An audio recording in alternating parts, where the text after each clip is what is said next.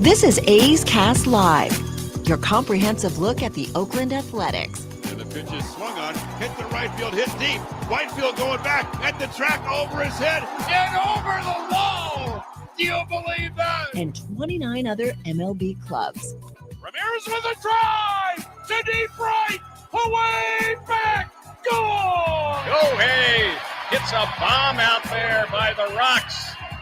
And boy, oh boy, this third inning is now showtime. It is a Judgian blast. All rise. Here comes the judge. Join us as we take you inside the baseball universe, from humidors to spin rates to game-changing moments. We have you covered. Spend your afternoon with us next from the town, only on A's Cast Live. Here's Chris Townsend. Good afternoon, everybody. Welcome to A's Cast Live. I hope you had a wonderful Thanksgiving and you enjoyed it with family and everything was good. I had a great one. Cody, how was your Thanksgiving? Very small, just my wife and I, but very good. Can't complain. Well, you had the offer. You had the standing offer to be a part of the Townsend household, to have prime fillets with turkey and the stuffing.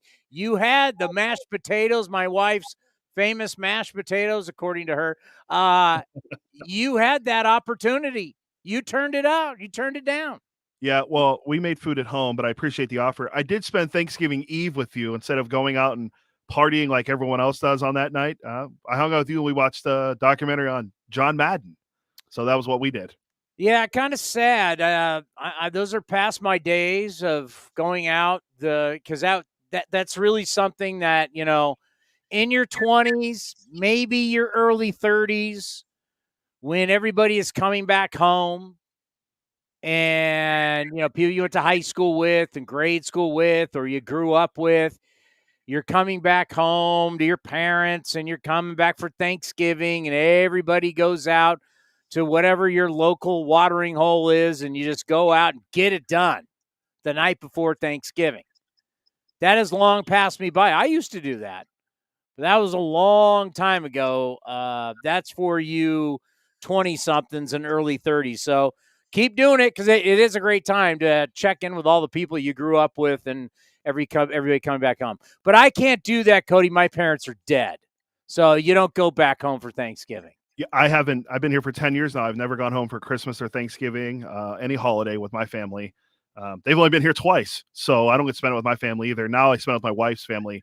That's the holiday season, Christmas and New Year's. So I'm with you. I'm right there with you. I don't spend it with my parents either. I mean, mine are alive.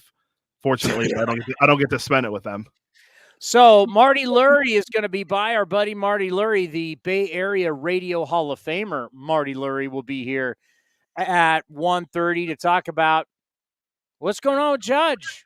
What does he think? What does he really think? We'll find out. That's coming up at 1:30.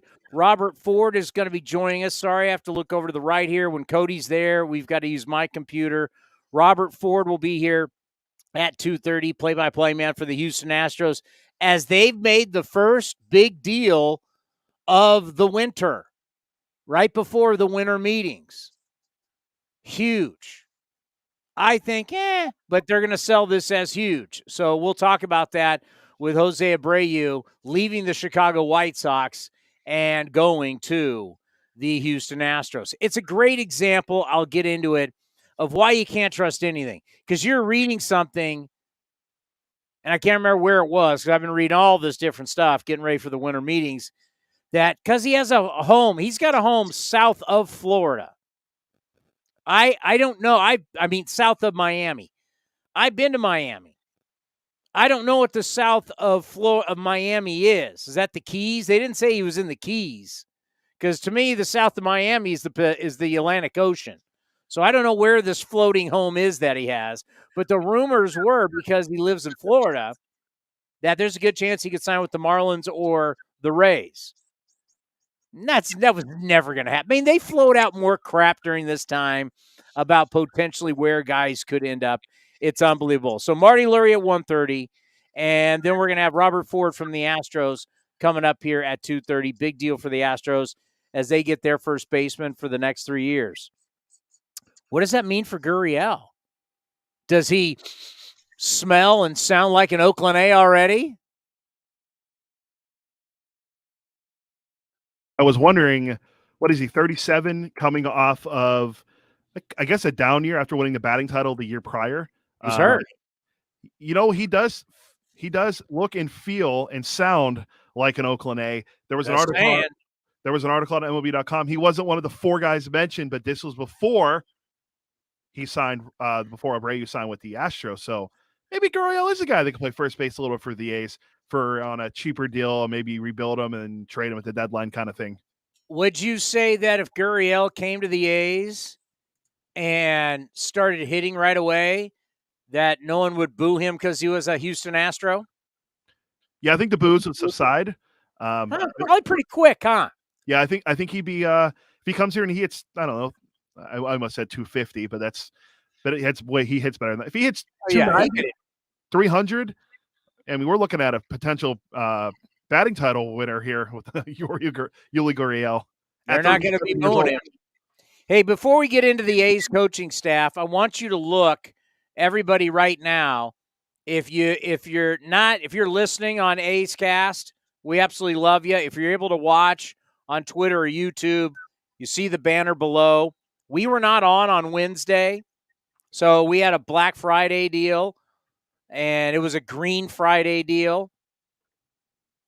And you look at it right there, 4 tickets and parking for Friday's games for $49. Yeah, I have a whole read for it. Grab a Friday 4-pack presented by Chevrolet, 4 tickets and 1 parking pass at lower level plaza or treehouse seating for only $49, an 85% saving off the regular price. The deal is valid for any Friday home game and for opening night.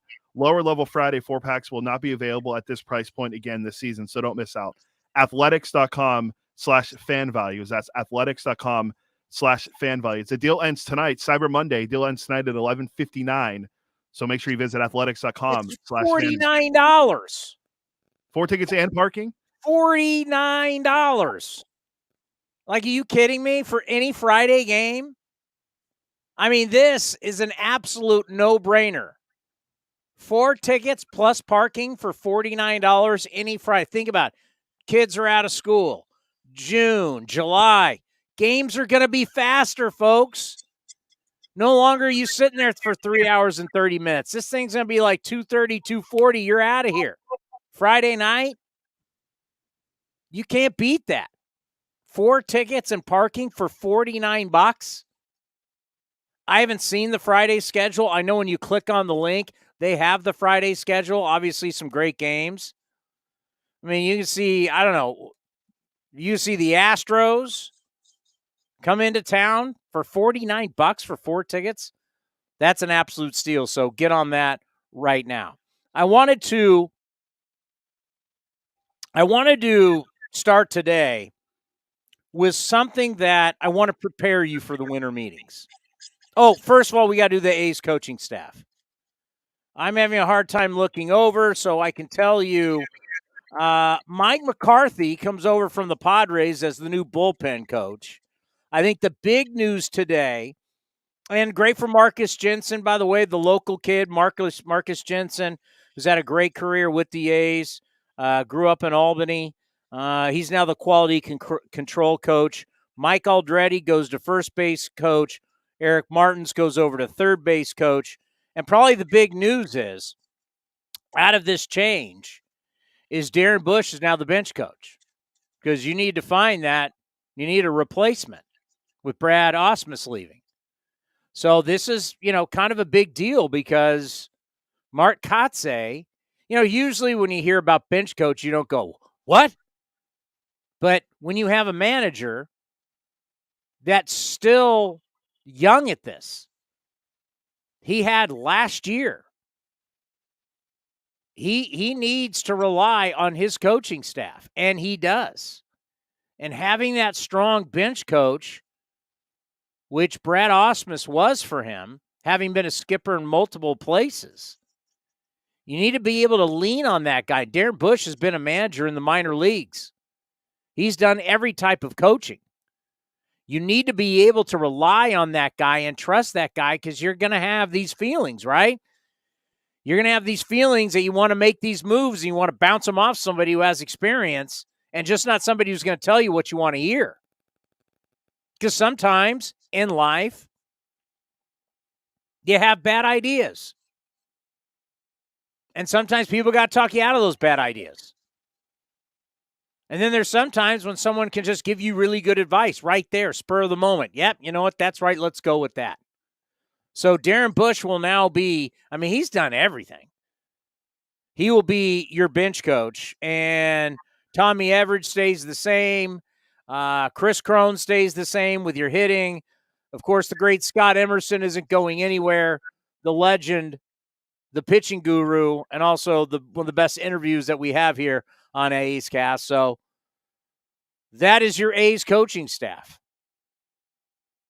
And McCarthy comes over from the A's, from the Padres, where he was the pitching coach for AAA El Paso. The El Paso who? That's not the Sod Poodles, is it? The Chihuahuas. Oh, I think aren't the Padres also have the Sod Poodles too, or whatever they're called. That they're AA? I think it's their AA. Yeah. You got to realize when you're going up against a fighting Chihuahua, you got to be ready to rock. It's no joke. Sorry, that's a Diamondbacks AA team. The Amarillo Sod Poodles is who. That's the Diamondbacks. Educate us. What is a sod poodle? That's a great question. I'd have to look it up. Let's just Google it real quick. What is a? They have a definition. I'm sure it's a great logo.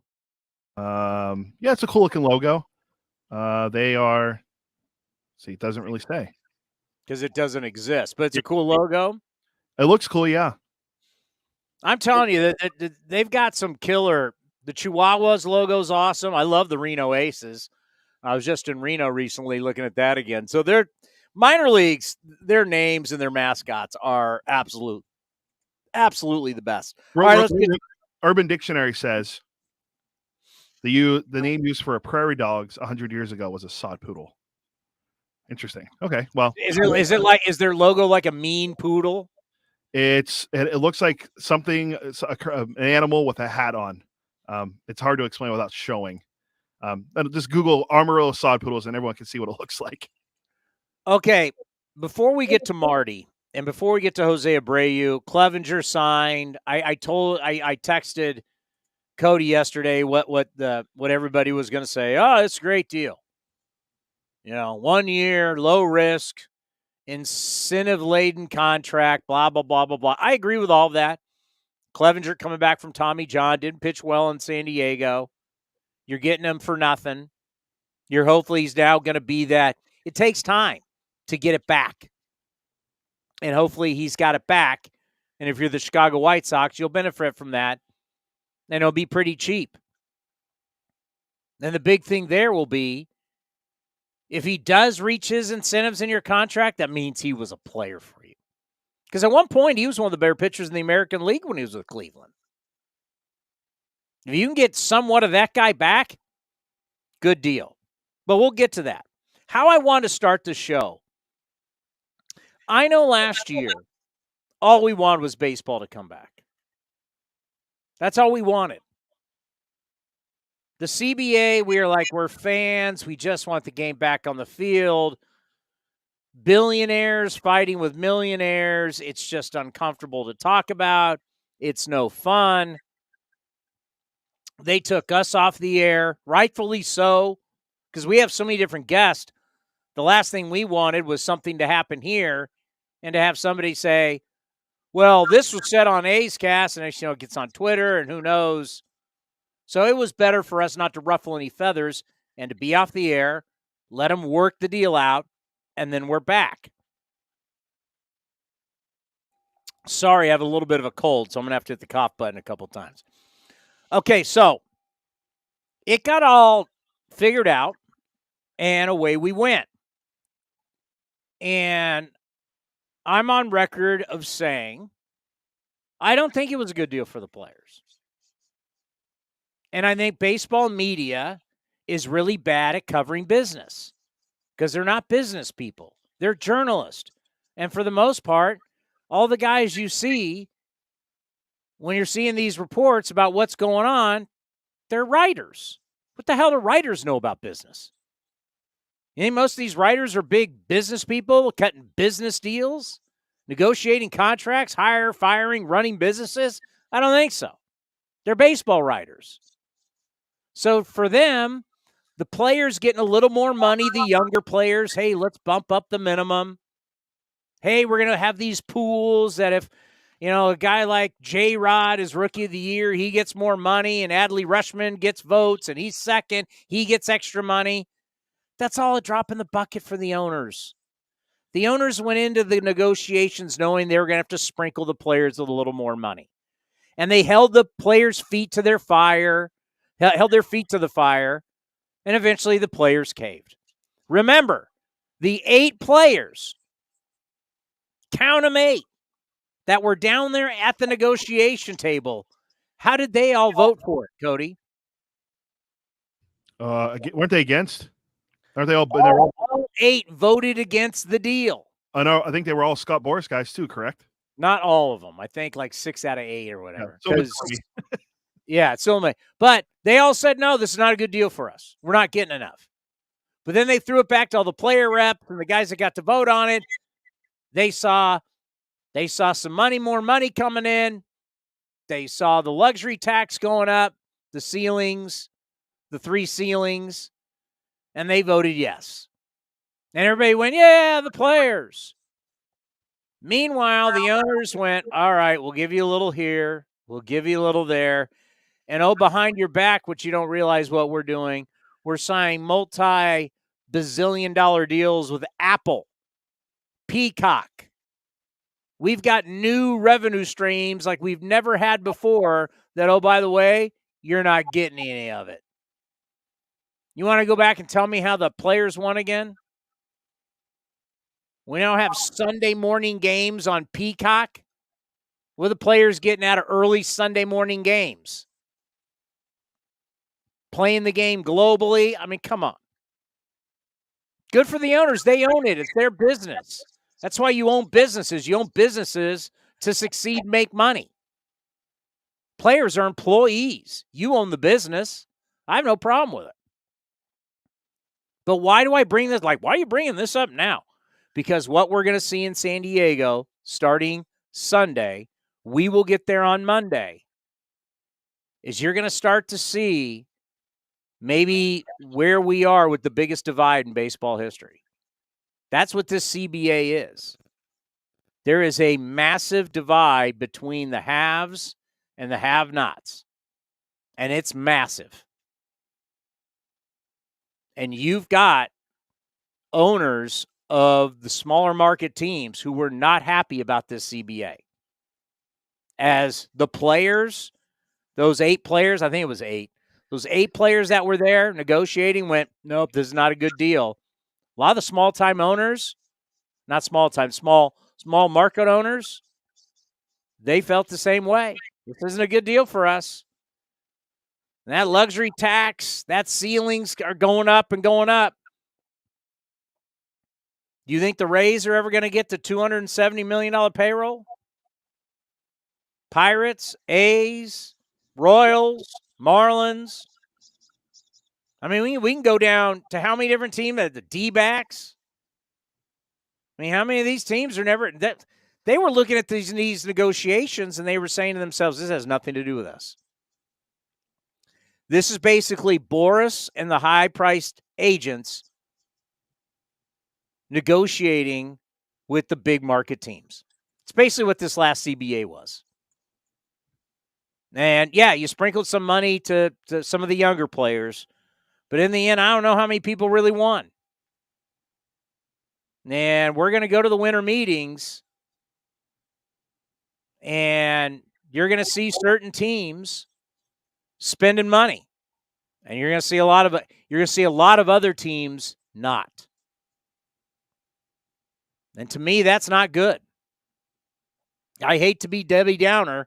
I just want to prepare everybody. And I understand where some of these small market teams are. They don't have the same revenue streams. And they feel I don't want to say they feel like they were done dirty. I just think their best interests weren't looked out for in this new CBA. And so when you have teams that have just, loaded. Yeah, there's going to be spending. Somebody's going to spend on Judge. Somebody's going to spend on Verlander. Somebody's going to spend on Correa. Swanson, Turner, the shortstop class. Somebody's going to spend on DeGrom. Somebody's going to spend on these guys. But it's only going to be a select group. It's not everybody. And that's not healthy. And I don't know how we ever get our game to be more like the NFL. Because in the NFL, your market size doesn't matter. Your revenue streams are pretty much all coming in except what you get on game day. And you share the game day with the other team, just like the other sports do. But, man, there's so much that you share that you can be Cincinnati. You can be Pittsburgh. You can be Kansas City. Kansas City is not considered a small market team in the NFL. They're not. They're one of the big swingers right now. Cincinnati was just in the Super Bowl. Am I correct on that? They just competed in the Super Bowl against the Rams? That's correct. Big win yesterday for the Bengals as well. They're now 7-4. So, hold on. So baseball is not that. Look at the difference between the Miami Marlins and the Miami Dolphins. Look at the difference between the Tampa Bay Buccaneers and the Tampa Bay Rays. And I think the winter meetings are really going to show us this. Now that the CBA's locked in, we're done with COVID, we're moving on, the revenue's back coming in, the floodgates are open, and you're going to see the big boys whipping out the paychecks. And you saw it today, Jose Abreu, who's going to be 36 years old. And I know a lot of people are going to look at this and think, I already heard on MLB Network today, or I should say not MLB Network, on Sirius XM, like Brad Lidge, the old veteran, bringing in this veteran is huge. Hold on, I got it here. I'm going to give you this.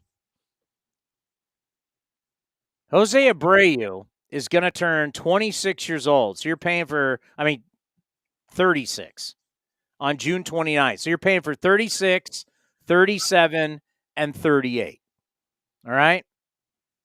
Last year he had a whopping 15 home runs and 75 RBIs. Did it 300 at a good OPS, but 15 home runs, 75 RBIs. This is what should strike you. His final 55 games, he had 1 home run and 20 RBIs and 234 plate appearances.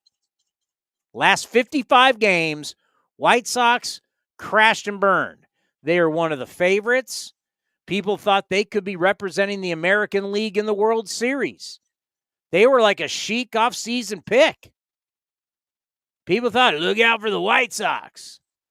They play on the east side, west side. Where do they play? I believe it's the if I remember my Chicago geography well, it's the south side of Chicago. You sure it's not north? I've heard a couple hundred times on our broadcast during the season they play on the south side. Just making sure, because I don't want you to go, no, it's not on the east side.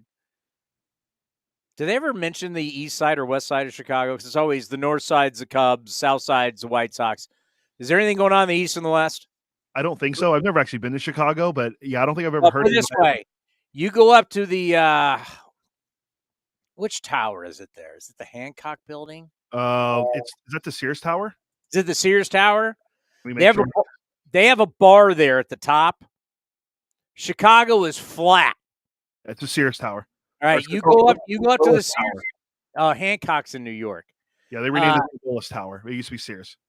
So you go up there, they have this killer bar, and you can eat there too. It's a restaurant bar, but people go up there for the view. I went up there one time. I've been up there when it was raining, you couldn't see anything, and I've been up there when it's clear. You can basically see all of Illinois. It's as flat as this table right here. But I didn't know if I was looking towards the east, the west, the north, or the south. The south, so I could see the Southsiders.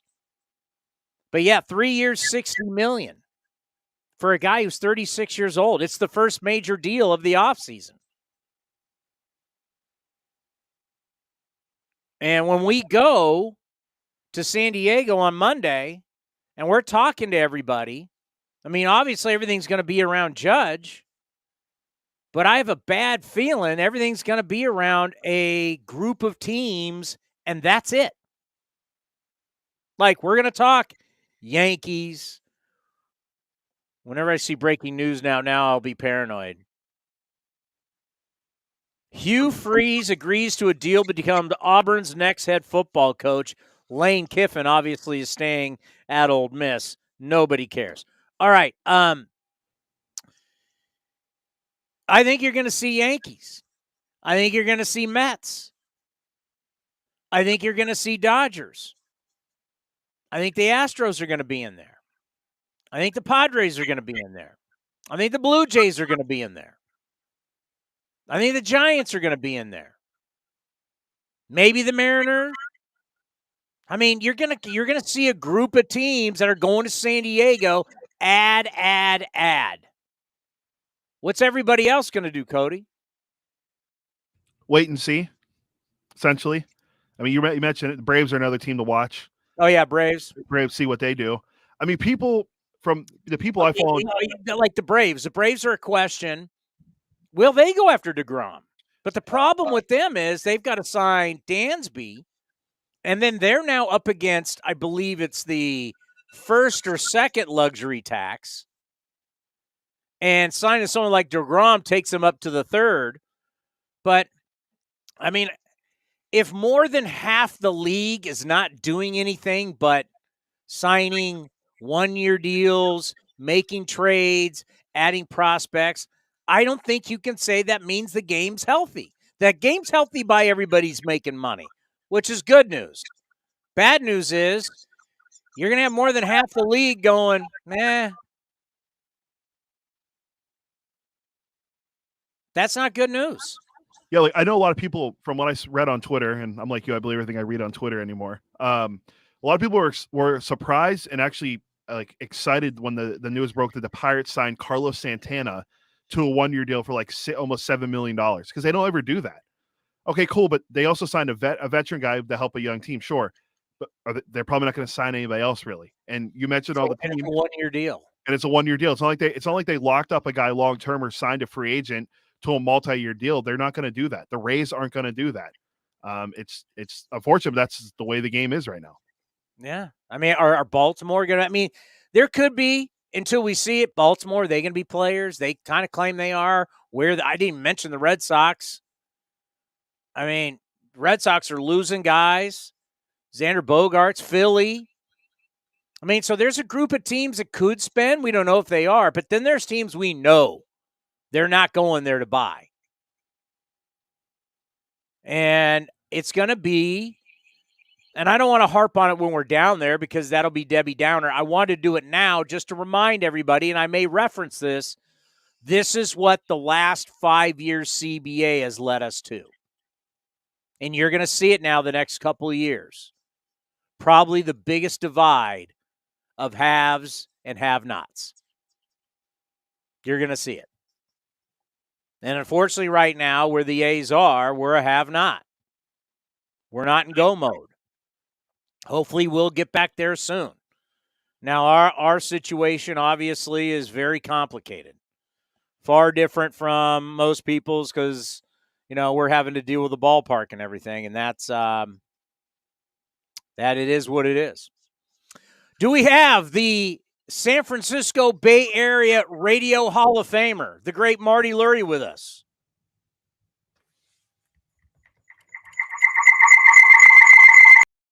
Hello. Marty, how are you? All right, how are you? Cody, what do we do about that?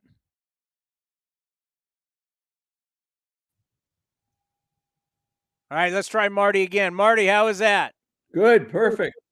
Beautiful. How was your Thanksgiving? Very nice. Very nice. Glad to get it out of the way. It's another day closer to baseball. Yeah, it was like a couple weeks ago.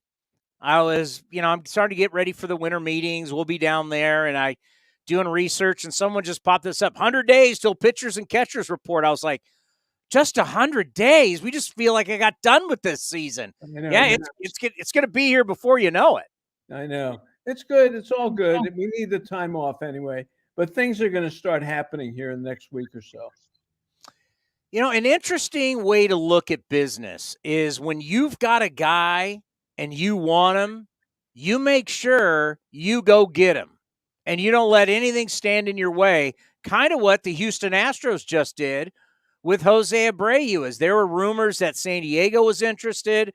He lives in Florida in a house just south of Miami. So they were thinking maybe the Marlins and Tampa Bay, no state taxes, all that, blah, blah, blah.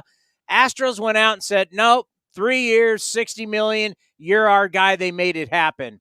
How much do you think that's possibly going on with Aaron Judge and the San Francisco Giants, that they want to wrap it up as fast as possible and not get into this back and forth between them and the Yankees? Well, they'd like to do that, but unfortunately the Yankees are involved. So once you get the Yankees involved, things are never going to be simple. And the Yankees have said publicly that they're going to top any offer. So the best friend right now for Aaron Judge is the San Francisco Giants, because they're making a market for him. And the Yankees have said, look, I don't care what the offer is, we're going to top it. So if the Giants come in at $320 million for 8 years, they'll go back to the Yankees. The Yankees will say, okay, we'll give you $390 million for 8 years.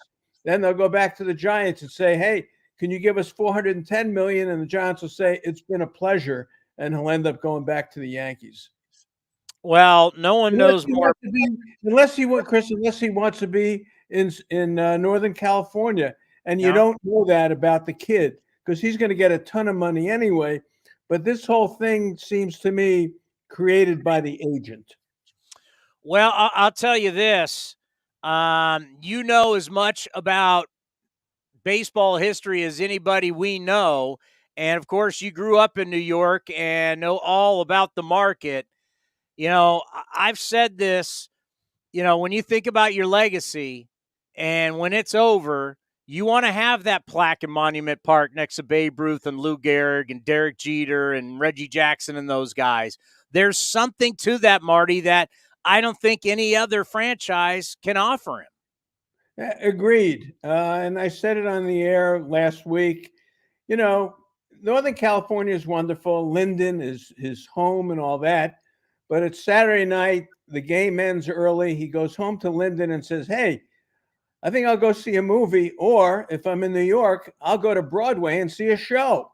So, what do you want to do? And he's had a taste of the Big Apple. And he's a big star there. They love him. I don't care if they booed him during the playoffs. That's kind of New York baseball. But it's the lifestyle. Again, I don't know what's in his mind, but I wouldn't put too much emphasis on, hey, I want to come home and play. Not once you're in New York. If he signs with the Dodgers, will you feel I wanted to come home and play too? He signs with the Dodgers. I can't believe that's going to happen. I just can't believe that'll happen. The Yankees have said they're going to offer him the most money, and unless he really wants to get out of New York, he'll be a Yankee. And I just think about the deal, Marty. The numbers for a guy his age, it's been a long time since Pujols signed that deal with the Angels, but that was a disaster. You don't get better as you get older.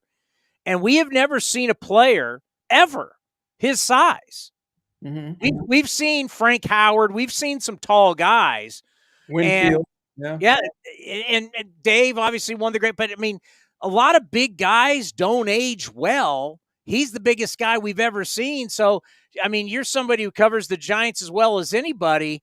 Could it be a situation where the fans might be angry you don't get him, but in the end it might be a relief that you're not going to be on the hook for when he's 36, 37, 38, and you're paying him huge dollars? I think for the Giants, they feel that way. And again, you're 100% right. Big guys do not age well as ball players. They need a lot of help. They need a shortstop. They need a pitcher. They need an outfielder. They've got to settle a couple other positions, first base, second base, what have you. They need so much that you can't get caught up just with Aaron Judge. The sooner he makes a decision, the better off it'll be for the Giants. But I personally feel the Giants should go out and get Bassett away from Bob Melvin, who loves Bassett in San Diego. Go get Chris Bassett or Taijuan Walker. Go get Correa. Go get Mitch Haniger, who you know quite well from Seattle, who's been hurt. Start putting your team together, because the only thing that's going to bring the fans back, yeah, Aaron Judge will be exciting for a couple of weeks, but if you're 14-22, you're not going to be that excited about it. And he's pitchable. He's pitchable. You know, in the world today, and you've played enough ball, they don't throw fastballs all the time. They throw sliders. And that's all he's going to see are sliders, slider. And he may not get off to the best start. So, in my opinion, the Giants have to get away from putting all their eggs in the Judge basket, make their offer, see what the Yankees do. If he wants to be here, he's welcome to be here. But if there's any hesitation, go out and get Carlos Correa now before the Cubs grab him. Go get Trey Turner before the Phillies grab him. Get Dansby Swanson before the Braves get him.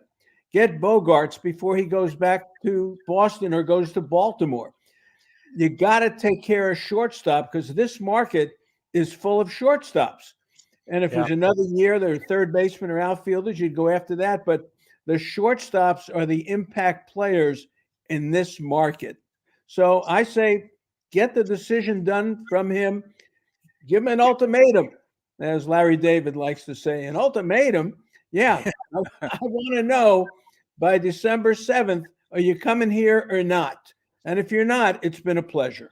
I totally agree. And everything you said was spot on. And I got to tell you, the NL West is really interesting, because the Dodgers, I mean, they got to replace their left side. They've got Walker Buehler's going to be out. This is a team that won 111 games, and they left the postseason with a bitter taste in their mouth after owning the Padres for years, losing to the Padres. Padres have decisions to make. So this three-headed monster of LA, San Diego, San Francisco, a lot of moves to be made. But since we're going into the winter meetings, and you're my favorite historian, when did the winter meetings really start to take place and matter? And what was it like back in the day before? Because now it's this big event and everybody shows up and we're honored to be there. And what was it like years ago? Well, interleague trading has started in 1959, and it culminated at the winter meeting. So you had wild trades of players going from one league to the next, and we had never seen that before. You couldn't trade? Like the American League and the National League couldn't trade with each other? Waivers, not without waivers. That started around 1959. So at that point, it was very exciting to see someone from the White Sox going to the Cincinnati Reds, that Juan Pizarro could go to the White Sox, or Gene Freese could go to the Reds from the White Sox, or vice versa. Johnny Callison. I mean, all these names that I remember. It was very exciting. The winter meetings have always been something special, I think. And now they're back to being exciting again, because the free agents have to get things done over the next couple of weeks. And it seems like the winter meetings are the time to do it. Because if you don't make your deal at the winter meetings, you know how baseball shuts down the last 2 weeks of December, and you're not going to get much done. And if you don't have your deal done, all of a sudden things are going to start popping and you may get left out. And all of a sudden it's January. We're starting to think about spring training and teams are being put together. So I think there's some pressure to get stuff done at the winter meetings. And if there are any trades, which is very tough to do that, the winter meetings is kind of when you like to do it. Baseball knows they have to grab the spotlight December 4th to December 7th, because we're right in the middle of the bowl season is starting. The college playoff is starting for the football and the teams. We got the NFL in December. And this is the chance for baseball to do something in December. So I think there's pressure on everybody to make things happen at the winter meetings. But to answer your question, years ago, it was great. The Rule 5 draft was a big deal. Roberto Clemente got picked in the Rule 5 draft. Jorge Bell, the great player for Toronto, was picked in the Rule 5 draft. So there were moments in that winter meetings when you had a lot of fun. But the interleague trades, for me, probably the most exciting that I ever remember. Oh, that would be I didn't know that, and that would have been like all of a sudden you're a National League town. Yeah. You're getting to see an American League guy for the first time ever. I mean, yeah, that's fascinating stuff. And you got to think too, for these guys, you know, you don't know how many moments in your career you get to be the guy that signs a huge contract and everybody knows about it and it's announced everywhere and it's on broadcast and it's on the internet and it's everywhere. It's your time to shine inside a team sport. And when we saw it in 2019, we were right next to the Yes Network. They had their old TV staff there. And when they signed Garrett Cole, the place absolutely erupted. It's like you get one time in your life to have this situation as a big free agent. Yeah, managers got named at the winter meetings from time to time. There was always some baseball news going on, and you're right. All of a sudden they say, well, there's a press conference in 20 minutes. The Angels are going to say something. And all of a sudden there was Pujols going to the Angels or Rendon going to the Angels. And I don't know. You got Verlander to deal with here. Where's he going to go? Will he go to the Dodgers? Will he go back to Houston? He wants to win 300 games. He has to go to a winner, see what happens with him. What are the Mets going to do? Brandon Nimmo has Met written all over him. DeGrom looks like he's going to go somewhere else. Rodon, what do you do with him? Fastball pitcher, 5 years. What happens when he loses the fastball? He's not a slider guy. This is not DeGrom. This is not Verlander. This is 95, 97 at the top of the zone. But when it's 94 up there, he's very hittable. So does Toronto invest in him? Bruce Bochy's dying for pitchers. Come on, they traded for Jake Odorizzi. Please, really? Texas needs some pitching too, and Bochy's been promised that they'll spend money. So there's some fascinating things that could go on. Yeah, when you start thinking about Dusty Baker winning the title and you think of Buck Showalter winning National League Manager of the Year, you see Bruce Bochy coming back, you're starting Dayton Moore's getting a job. You're seeing these guys, even though Dayton Moore was released from the Royals, there's just something about bringing in these guys, these veteran guys. Our sport went so young analytics. It seems like it's starting to drift back the other way. You getting that feeling now with the older guys, the value of having somebody that's been there, done that, the value of somebody who is a great communicator. As I always say, Marty, some guy has to sit at the front of the bus, at the front of the plane, and he's got to lead the franchise. Are we starting to see more value in these guys again? Yeah, I think so. I do think so, especially with the success of Rob Thompson, who is a baseball lifer that walked into Philadelphia and did what he did. I think Terry Francona, Dusty, Buck Showalter, Bochy is back, Bob Melvin. So look what Joe Madden blew the lid off of all this by saying what's going on. So, yeah, I think teams are more sensitive. They're never going to get away from analytics. It's never going to happen. The A's are deeply involved in it. The way they do their thing. Mark Kotsay is a wonderful guy, but I'll guarantee you he's told about the lineup and things like that.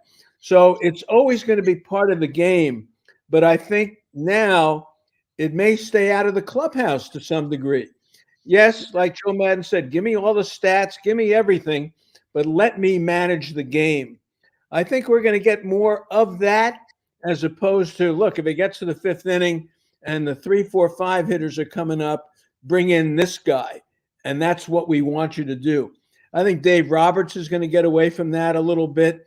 And yes, I think we're going back somewhat to what we used to see. Never get rid of analytics. It's terrific, but I think we're going to get it out of the clubhouse, like Joe Madden said, and let the manager manage the game. That'll be interesting to see. It's amazing how sports works. It's a copycat league, and all of a sudden, if you have teams with older managers maybe reverting a little more back to old school winning, people will go that way. I mean, it's just how sports and business works. Everybody's going to follow teams that are successful. And Rob Thompson, it's been reported, I didn't even know this. I don't know if you knew this. He was planning to retire after this year. He went into spring training, I guess one of the spring training games for the Phillies. I mean, Joe Girardi was the manager at the time. He took out the lineup card, and that was kind of like the last time he was going to do that, and that he was going to retire after this year. I didn't know that. Wonderful guy, from Canada, short career in baseball as a player. Was part of the Yankees for years and years, had all sorts of jobs with the Yankees under Steinbrenner and all that. And then Girardi brought him over to Philly as the bench coach, and he had no idea being a manager.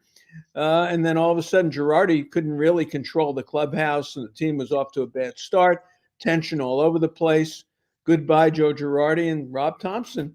I told when I met him, I said, Rob, you remind me of Jack McKeon. When Jack McKeon took over the Marlins in 2003, and they ended up winning the World Series. Come on, over the Yankees. It was a great World Series with Josh Beckett. Jack McKeon used to sit on the bench, like Bobby Cox used to do, and he'd sit on the bench, smoke a cigar before the game. And I said to Rob Thompson after meeting him and talking to him for a while, I said, Rob, you ought to be sitting on the bench smoking a cigar because you remind me of Jack McKeon. And that's the kind of mentality that I think is coming back to baseball. And I like Rob Thompson a lot. I'm so glad he had good success. I probably wouldn't have handled his pitching the way he did towards the end of the World Series, but he got him there. Number 6 seed, he got him to win the pennant. How about that? How do you feel about the Dodgers, the way they went out, at the end of that game against the San Diego Padres? They got a bunch of relievers who are making like $700,000 a year. They're spending millions on front office, millions on technology, millions on independent contractors. They got all these PhD guys that are breaking down all this stuff. And in the end, you're living and dying with a couple guys making $700,000. Now, obviously, they didn't hit either. But when you look at the Dodgers, they've got a lot of guys to replace. I mean, Bellinger was once looked at as maybe a potential $300 million contract. That's not happening. As we mentioned, the whole left side's gone. Your ace pitcher is gone. Just when you look at the Dodgers, for a team that won 111 games, isn't it crazy how vulnerable they see as of right now? Yeah, and that's the way baseball works. And, when you get into a season, you win 111, which is a tremendous number. Let's face it. Other than the Cubs in 08 or 1906, and the Mariners and the Yankees, teams don't get to that level. The Cleveland Indians in 54. But it's interesting when you take a team with 111 wins and you match them up in a playoff of 3 games or 5 games or 7 games against a team that won 87 games. Everything is now even. It's now even. So you can't get caught up on the 111 versus 87. That's the first thing for me. Because in a 3-5 game series, everything is equal. Because it takes one win and all of a sudden the game looks different. But to go to your point, to your question of the Dodgers looking different, I think they've got some real issues here. And I agree.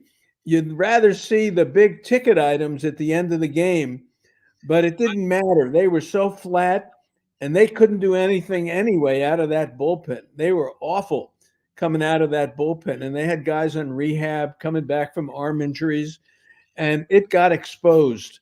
It got exposed a lot. And let's see what they do this year. Will they get a shortstop? Will they go after Dansby Swanson? I think they'll trade for a shortstop. I think the Dodgers will trade for the Cleveland shortstop Rosario, something like that. We'll see what they do at third base. But I think they got a real shot at Verlander. And we'll see what happens there. But they will do things. They've got the money, and they have the farm system to deal, which is a big, big part of what they do.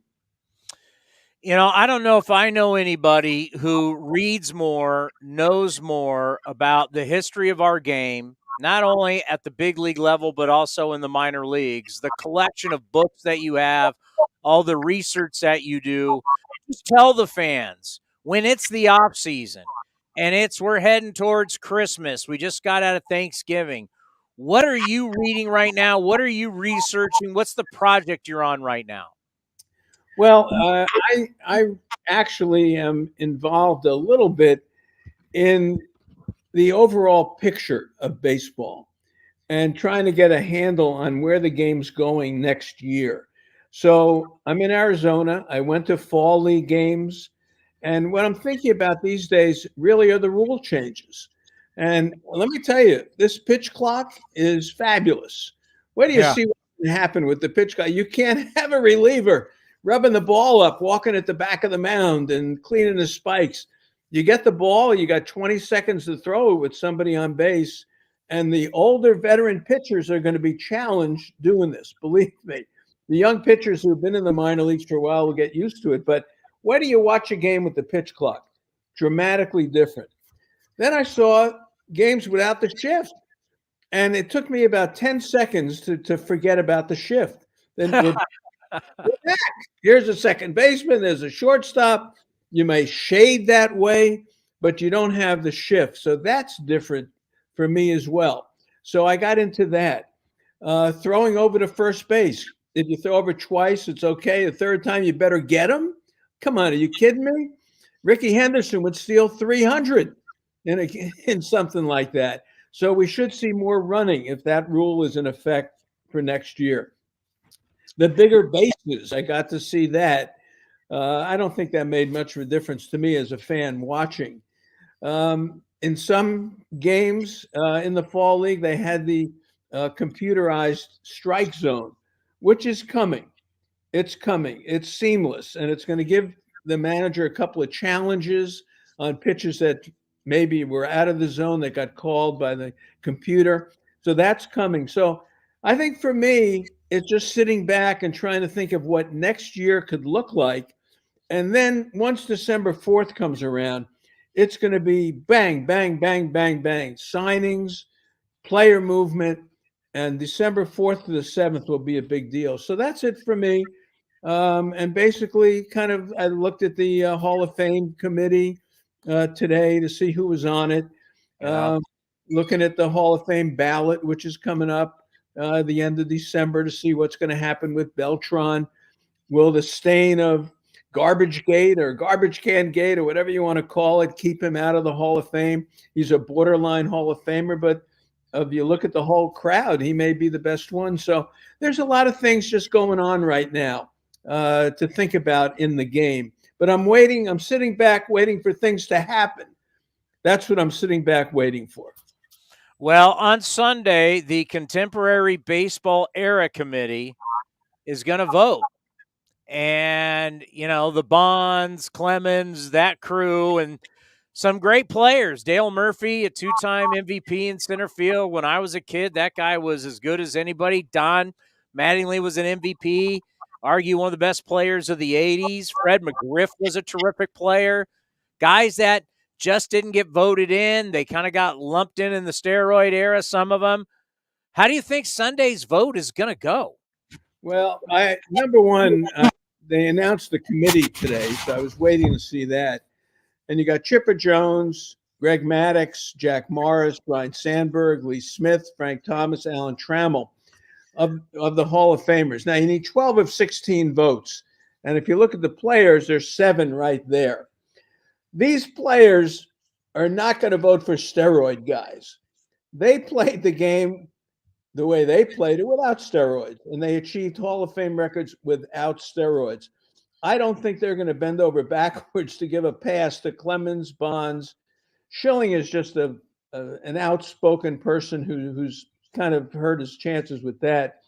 But when I looked at the committee here and realized Steve Hurt is on it, who is, the statistician for baseball, the Elias crowd for years, you think he's going to forget about the fact that Bonds hit 73 home runs on steroids and screwed up all his timeline of baseball? So I think the steroid guys are in trouble. Albert Bell doesn't deserve it. Mattingly, the short career, the back stopped him. I think Dale Murphy's got a shot. I think he is looked at as an outstanding player, 2-time MVP. Palmeiro, I don't think he was ever considered a Hall of Famer. Schilling should have a shot, but I think if he just can't stay out, he's like Pete Rose. He can't stay out of his own way. I think the guy that gets in is McGriff. 493 home runs. And why did he become famous? You know why, Chris? Tom Amansky. And the video is what got him in front of the whole world. And that's what got Fred, because Fred McGriff had a good career, a very good career. But the Tom Amansky thing, I now know his face. It's part of it. So I don't know. I think Fred McGriff is the guy that gets in. I don't think these Hall of Famers are going to vote for the steroid guys or any of the borderline guys. And there's so many, 7 of them of the 16. You need 12. There's not going to be enough support from the other people on the committee. So I don't think anybody's getting in other than McGriff, maybe Murphy.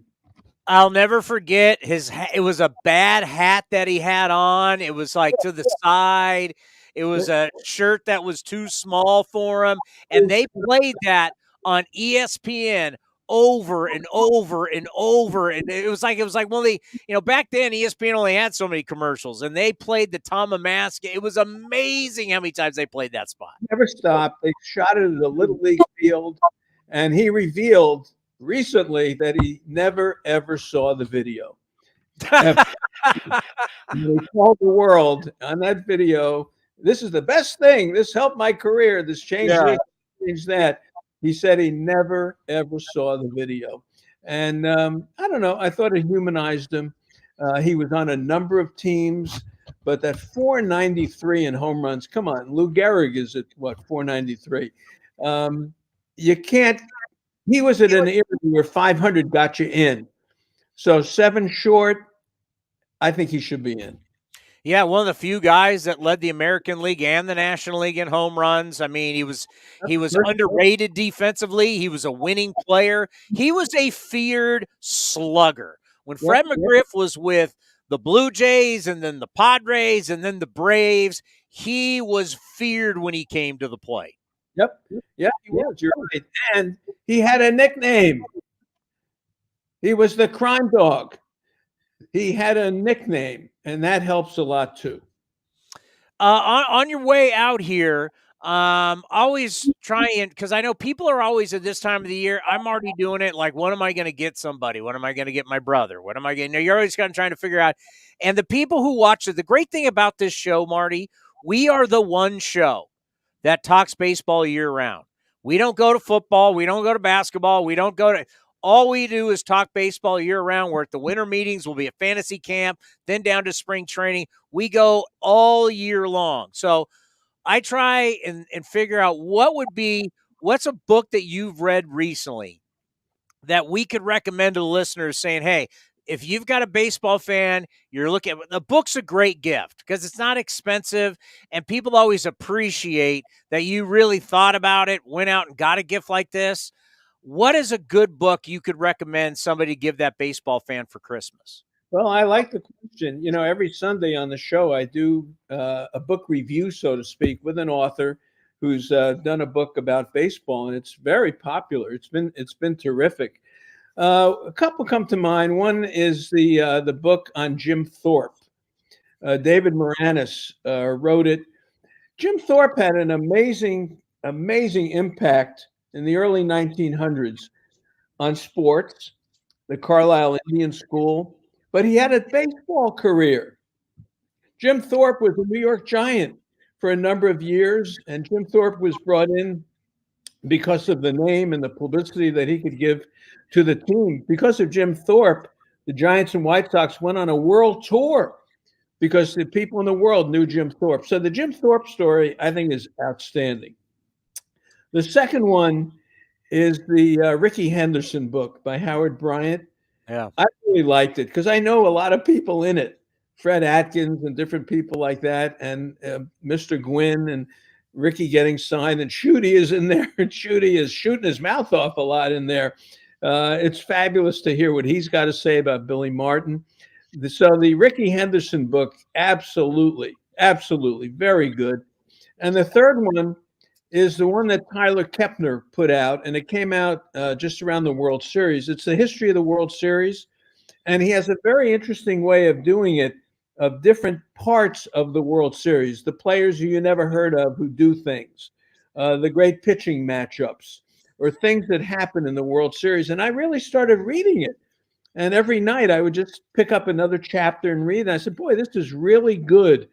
So Tyler Kepner, Kepner, New York Times, his book is really good. So I'd say of those three, Bob Ryan's book on keeping score, he's kept score at 1,800 games. Wherever he went, he had a scorecard from the Boston Globe. Bob Ryan's book was really good. I'd say those come to mind very quickly. I got to ask you one more. I don't want to keep you too long, but I could talk to you all day. Marty, I could talk to you every day, all day. I could sit there and talk baseball with you. I thought about Ricky Henderson when I think about Carlos Correa. Carlos Correa really showed, and I have nothing but respect for him as a player, even though he has a problem staying healthy. But when he did the pre- and post-game show on TBS, they really allowed him to show this side, which a lot of people thought was fascinating. I don't think it's great, though, where he started talking about these are the numbers you look at if you want to get paid. And then he started talking about how he talks to the younger players saying this is what you need to concentrate on if you want to get paid, because these are what the front offices are looking at. And immediately it made me think of Ricky Henderson. Yeah. Ricky Henderson, like if you go to Ricky Henderson's stats and you say this is one of the greatest players of all time, he must have just played with one team his entire career, because who would ever let this guy go? And then you look around and you go, Seattle Mariner, great Ricky Henderson. Padre, great. Dodger, great. Red Sox, great. Angel, great Ricky Henderson. It's crazy to think Ricky Henderson played for all these different teams. And here we have Carlos Correa. I don't know if he's going to get that big deal that he's looking for. He thought he'd get it last year and didn't get it. But he's still a young man, and he's now going to be on his third team.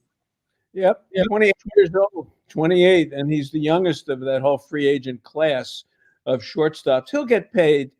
He had a solid year in the numbers world of 128 OPS and WAR, more than the other Trey Turner and the other people. So he's going to get paid, and he'll get paid plenty.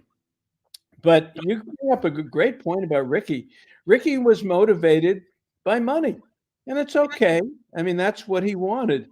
He loved the records, but for him, he wanted to be the highest paid. Remember, he held out one year because someone else got more money than him, and he wanted to be the highest paid player, and held out in spring training. There's a lot about that with Ricky, because when he signed, baseball had you over a barrel, and it was only because of some free agency. But Ricky sort of wore out his welcome a little bit. Ricky goes from the A's to the Yankees. It didn't work with the Yankees at all, and they were thrilled to send him back to the A's for who was it? Eric Plunk was in one of those trades, Yeah. and Greg Cadaret and people like that. Ricky's an interesting story, but money was his motivator. Money was very important to him, from getting lowballed when the A's drafted him, right up to the arguments that he had with Sandy Alderson till he got traded the first time to the Yankees, and that was part of it. Well, I got to tell you, it is always a treat. You know how much A's fans love you for your work around A's baseball for all those years, and what you do on KNBR is second to none. Do you have a podcast going right now? Nope. I'm on KNBR every once in a while. The FP will have me on, or someone will have Greg Popper or someone else. But basically just enjoying life, and, as I say, reading about. Can you see me here? Yeah. Yeah. Do you see what I'm wearing today? You got to go up. It's an elephant. It's an A. Yeah. This is the Philadelphia A's Historical Society. Oh, that's awesome. Yeah, and it was 21 years ago that I went there this time of year, and I interviewed Bobby Shantz and all these former Philadelphia Athletics for the 100 years of A's baseball. And I did a show every day, like you do, every day on the pregame of an interview of someone from the 100 years of A's baseball, from the beginning of the Philadelphia A's right up to the current Oakland A's in 2001. How about that? Do you got any idea how many people you've interviewed? 10,000. I mean, 10,000. it's insane. I mean, it's amazing. I mean, the amount of kids look up what a cassette tape is, but Marty's probably got more cassette tape interviews. I mean, I remember watching you. You'd be in a clubhouse, and the amount of guys you'd get in one clubhouse session was amazing. Yeah. Well, look, I did the show. It went from 20 minutes to 90 minutes before every A's game, exhibition game, regular season game, or playoff game, every game. And I did those shows with my own interviews. So think of how many people I had to interview to do a 60-minute show or a 90-minute show. And I always, I would, the Korak said it, I was the hardest working guy ever at the Oakland Coliseum, because I'd run back and forth to the different clubhouses and I'd have to get things done. And I put them all together. I've got them all, many of them, on CD. And we put a lot of the interviews, we've made them digital now. So it's fun. But yeah, Chris, it's been quite a ride. This will be year, I started in 96. So what is this, year 27 or 28? I don't know what it is. Well, that's why we bring you on. We don't bring you on to talk Giants baseball. We bring you on as a baseball historian, because nobody knows more about baseball than you, my friend. And there's a reason why you're in the San Francisco Radio Hall of Fame. Yeah, well, I appreciate it. Hey, come on. I've been to the crypt of Connie Mack in Philadelphia. You've seen it all. I've seen Ruth Mack Clark, who I loved, the daughter of Connie Mack, took me to the family crypt to see where Connie Mack was buried. So how many people involved with A's baseball have done that? Not many.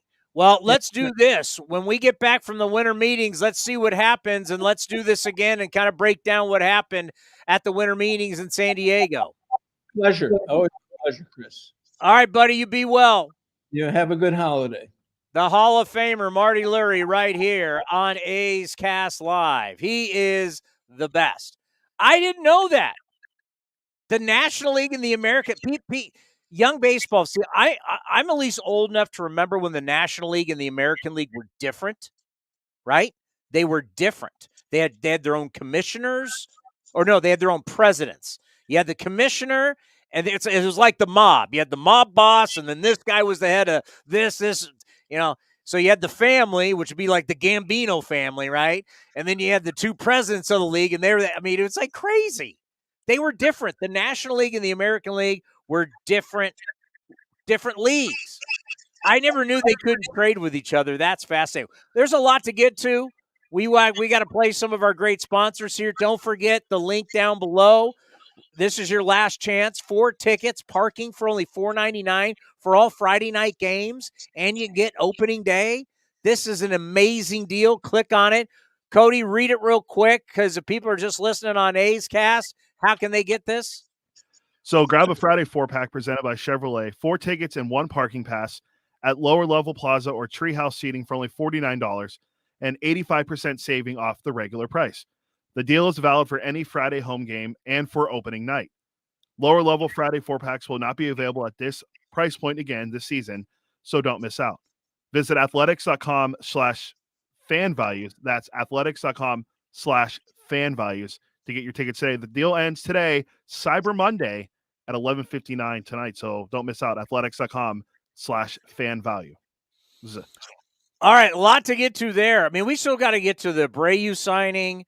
He said something about Verlander that I really agree. I mean, Marty Lurie, he's a Hall of Famer, for God's sakes. He breaks it down. We need to respond next right here on A's Cast Live.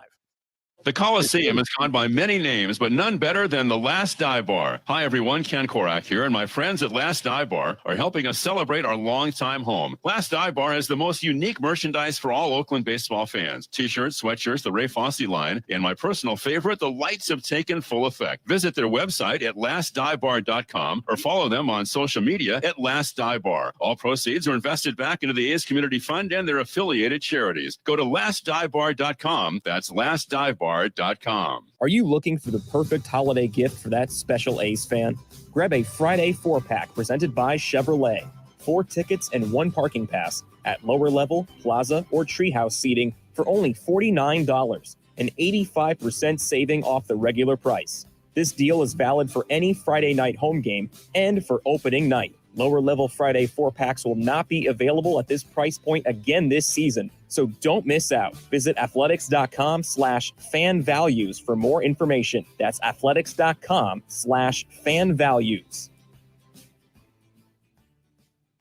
The Oakland Athletics begin spring training on February 25th. Now's the time to make plans to catch us in Mesa, Arizona, and enjoy the sunshine with your family and friends. Buy your tickets early for the best seats at the lowest prices as your green and gold take on the Giants, Dodgers, Padres, Angels, and more at Hohokam Stadium. And Tony, it's a deep drive to right in the corner. Gritchick going back. He'll turn and watch it fly.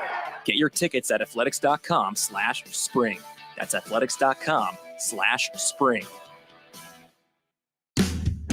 This is Chris Townsend for the Chicken Pie Shop of Walnut Creek. Great news! Our indoor dining is back, along with our beautiful patio dining. Come taste our world-famous chicken pie that has been served in Southern California for 83 years. The Chicken Pie Shop of Walnut Creek has one of the most dynamic menus, plus a full bar. Pot pies, gourmet burgers, sandwiches, salads, flatbreads, and more. Don't forget, we still do takeout and delivery. For all the information, go to chickenpieshopwc.com. That's chickenpieshopwc.com.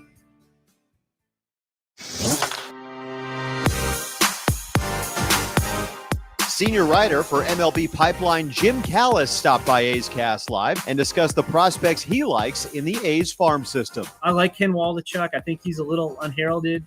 I think Tyler Soder, like Shea Langoliers got there this year. I really like Shea Langoliers. I think having Shea Langoliers makes it easier to let Tyler Soderstrom do what he does best, which is hit.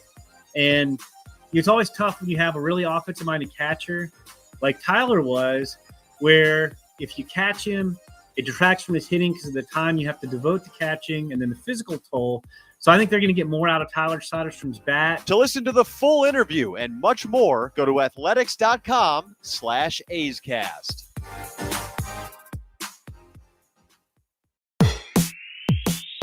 If you're looking for a new mattress, Nest Bedding has you covered. Sleep on the same mattress Hall of Famer Ricky Henderson sleeps on. Nest Bedding is a national brand with family-owned prices and service. You can shop at one of their Bay Area locations, and all stores are sanitized and safe, or you can navigate their easy-to-use website, nestbedding.com. That's nestbedding.com. Green and gold fans, use the coupon code Oakland, and you'll get 10% off your entire order. Nest Bedding, love where you sleep.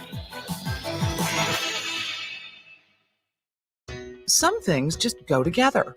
Peanut butter and jelly, cookies and milk, Oakland and Kaiser Permanente.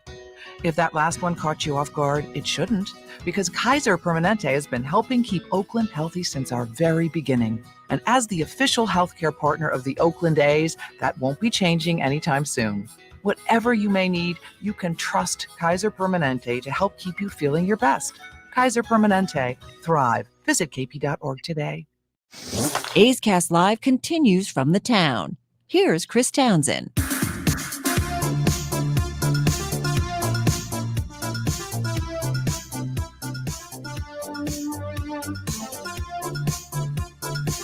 Welcome back to A's Cast Live. Robert Ford from the Houston Astros will join us in 15 minutes. How excited are they about Jose Abreu now going to man first base for the next 3 years for the Astros? And what about Verlander? Because as Marty just said, he thinks Verlander could go to the Dodgers. I agree. And it might not be so much that because he wants to join Dodger Blue and that whole thing. I think you have to look at for where Verlander is. If you watched any of the postseason celebrations, or if you watched MLB Network when he won the Cy Young Award with his daughter. Verlander is a guy that got started late.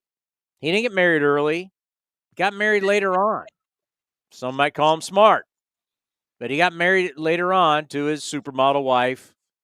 That plays a big part in Kate Upton. She's a global superstar. Where is their house? It's in Los Angeles. And that beautiful little girl that you saw after he won the Cy Young Award, and she got up there with the tiara and everything, that's the love of his life. She's not growing up in Houston. She's going to grow up in L.A. So when you start thinking about, okay, where does he want to go? Yeah, I mean, it's a business. They understand it's a business. He's accomplished everything that he can accomplish in Houston. Now won 2 World Series titles. He's won a Cy Young, 39 years old. The quest now is to win 300 games, so he has to go to a team or stay with this team, the Astros. He's got to go to a winning team to do this. This isn't necessarily about the money. It's like, yeah, he wants money, but where can I win? I need to win. But don't kid yourself. As this kid gets older, Mama's in L.A. Mama's career, with everything that she does, modeling takes you around the world, but you see her on different TV shows. She does movies. Mama's based in L.A. And that little girl, they only have one child. Is that correct? I think you're right. I guess I should know more about the Verlander family. They could be trying again. I don't know. I just guarantee you that little kid is growing up in Los Angeles, not Houston, Texas. Yeah, it looks like they have just one. As of now. Mark my word. I don't know what the daughter's name is. She's really cute, great little personality. She's not growing up in Houston. The report out earlier today was Verlander was meeting with the Dodgers today. So we'll see. Sure. I mean, we saw Abreu sign 3 years. Now the deal is being reported from Mark Berman of Fox 26 in Houston at $19.5 million per year. So a little under the $60 million, but still close enough to what he's getting. Round up. Yeah, we'll round up to $60 million. We're not the IRS. We can round up. You're going to have him for his age, 36 to 38 seasons. Hopefully he puts up the same productivity that he has prior to this year and what Gurriel's done, because Gurriel's an older player. Well, maybe they bring Gurriel back and he can DH and play part-time. I don't know, but maybe Gurriel sounds like an Oakland A already. He for sure does. And Verlander sounds like a Dodger. I mean, say they miss out on Judge and they don't sign, Correa or someone, and they sign like Dansby Swanson to play short because they're if they lose out on Trey Turner, bringing in Verlander or DeGrom, it would be a nice. Urias. Yep. Gonsolin, Dustin May, Ginger Guard, maybe better. I mean, you never know how he came back from Tommy John, but is he ready for? I don't know. Kershaw, Verlander. Yeah, I mean, that's 5 right there. You can and then they've got 3 other kids that they're really interested in bringing up. Yeah, and they can still try to sign a DeGrom to a 1 year deal or Carlos Rodon. If you get Verlander, you're not getting DeGrom. Probably correct. Yeah, because you're probably going to sign him to a multi-year deal. They don't have a left side of the infield right now. That's true, Turner. They don't have put it. You know what? They don't have a left side, and they don't have a center fielder. So you don't have a center fielder, a shortstop, or a third base right now. So, yeah, okay, you add Verlander, but then you need to go out. Dodgers got a lot to do. Dodgers got to be busy. I'm expecting that when we're in San Diego, we're gonna see movement by LA. I don't know how much San Francisco. Marty's right, and Marty's dead on what the Giants need to do. They need legit pieces. Stop with the platooning. Stop with the splits. Go get some legit pieces and start signing those guys and let Judge go back to the Yankees and just start signing quality, really good players to big contracts and get back on track. Stop with the one guy and then, oh, God, what are we going to do? It's that Marty's dead on with the Giants. And there's a lot of work to do. I mean, let's face it. Our man Torey Lovello and the D-backs played well. If you take away the Dodgers' record against the D-backs, I believe they were over 500. They played really well, and they have a lot of young talent. Corbin Carroll, their pitching staff, Allen. They're out. They've got all kinds. But if you went back, because I read this at the end of the year in my MLB notes, if you took, because the Dodgers whooped them all year long. Yeah, I'm looking right now. They were 74-88, and against the Dodgers, they went 5-14 versus the Dodgers. So they'd be 500 if you take all those losses away. Yeah, they'd be over. I mean, if you say you split with the Dodgers or win 9-8, you add 4 more wins and take away, how many you take away the losses, you're pretty close to 500 right there. So they have a good young team for sure. So that's can you add on that? So now that gives you 4 teams with LA, San Diego, San Francisco, Arizona, that with the right moves, you're going to spring training saying, hey, why not us? You're not believing in Chris Bryant and the Colorado Rockies? He went there for the school districts. He went there to hit home runs, and he hit 0 home runs at Coors Field last year. That's right. That was Mike Hampton that went there for the school districts. So yeah, you got 4 teams that you make the right moves. Now Arizona is not going to make the big moves, but San Diego keeps acting like they're going to make big moves. San Francisco's been talking big this offseason about moves, and LA's got to continue their dominance. National League West. Hey, what about the Angels? I know they're going to be for sale, but what about the Angels coming in and stepping up and saying, I don't see Verlander going there, but DeGrom to me, I don't know what DeGrom. You know what? I thought about this. You learn certain things, and the Astros, I think, have taught us a few things. If the team that has you lets you walk, it says something, because they know you better than anybody else. I mean, no one knows Carlos Correa better than the Houston Astros. Nobody knew Garrett Cole better than the Astros. They helped make him better. But still, they went, not worth the money. Carlos Correa, not worth the money. They've done that with quite a few guys. And they know that they can replace him. And they may be doing that now with Verlander. Not worth the money. So when the team that we say is so smart, and I'll give Jeffrey Luhnow tons of credit. Luhnow is not a baseball guy. Jeffrey Luhnow is a business guy. He's a career consultant. He basically could work for anybody and make your business better because he's smart. He could go to an NFL team. He could go to a bank. He could go into anywhere. He understands business. Jeffrey Luhnow wasn't down in the Dominican Republic signing all these guys for $75,000. While other teams were giving like one guy $5 million, he was carpet bombing the Dominican with all kinds of guys and saying, hey, as long as I get 2 or 3. Well, he wasn't the guy down there scouting them and signing them. But he's the business guy that made it all happen. And I can never remember that company, the famous consulting company. McKinsey. That's what he is. He's a consultant. He's brilliant, right? Luhnow's brilliant. He's not a brilliant baseball mind. Like, he's not going to show up to some field and scout everybody what's going on. But he's brilliant with business, and they're still using what he did to this day. And they know when to say bye-bye to a player. You remember? He's not worth the money.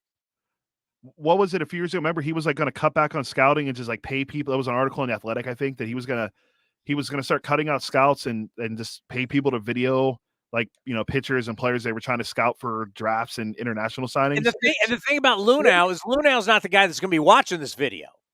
No, that's what the assistant DMs and scouts are for. He pays people to do that. Luhnow's smart as hell when it comes to business. There's no question. I've gotten to learn since you now know I have a connection inside the Crane family. That's true. I've been learning more about the Astros way, and I respect it. Don't like them, but I respect it. And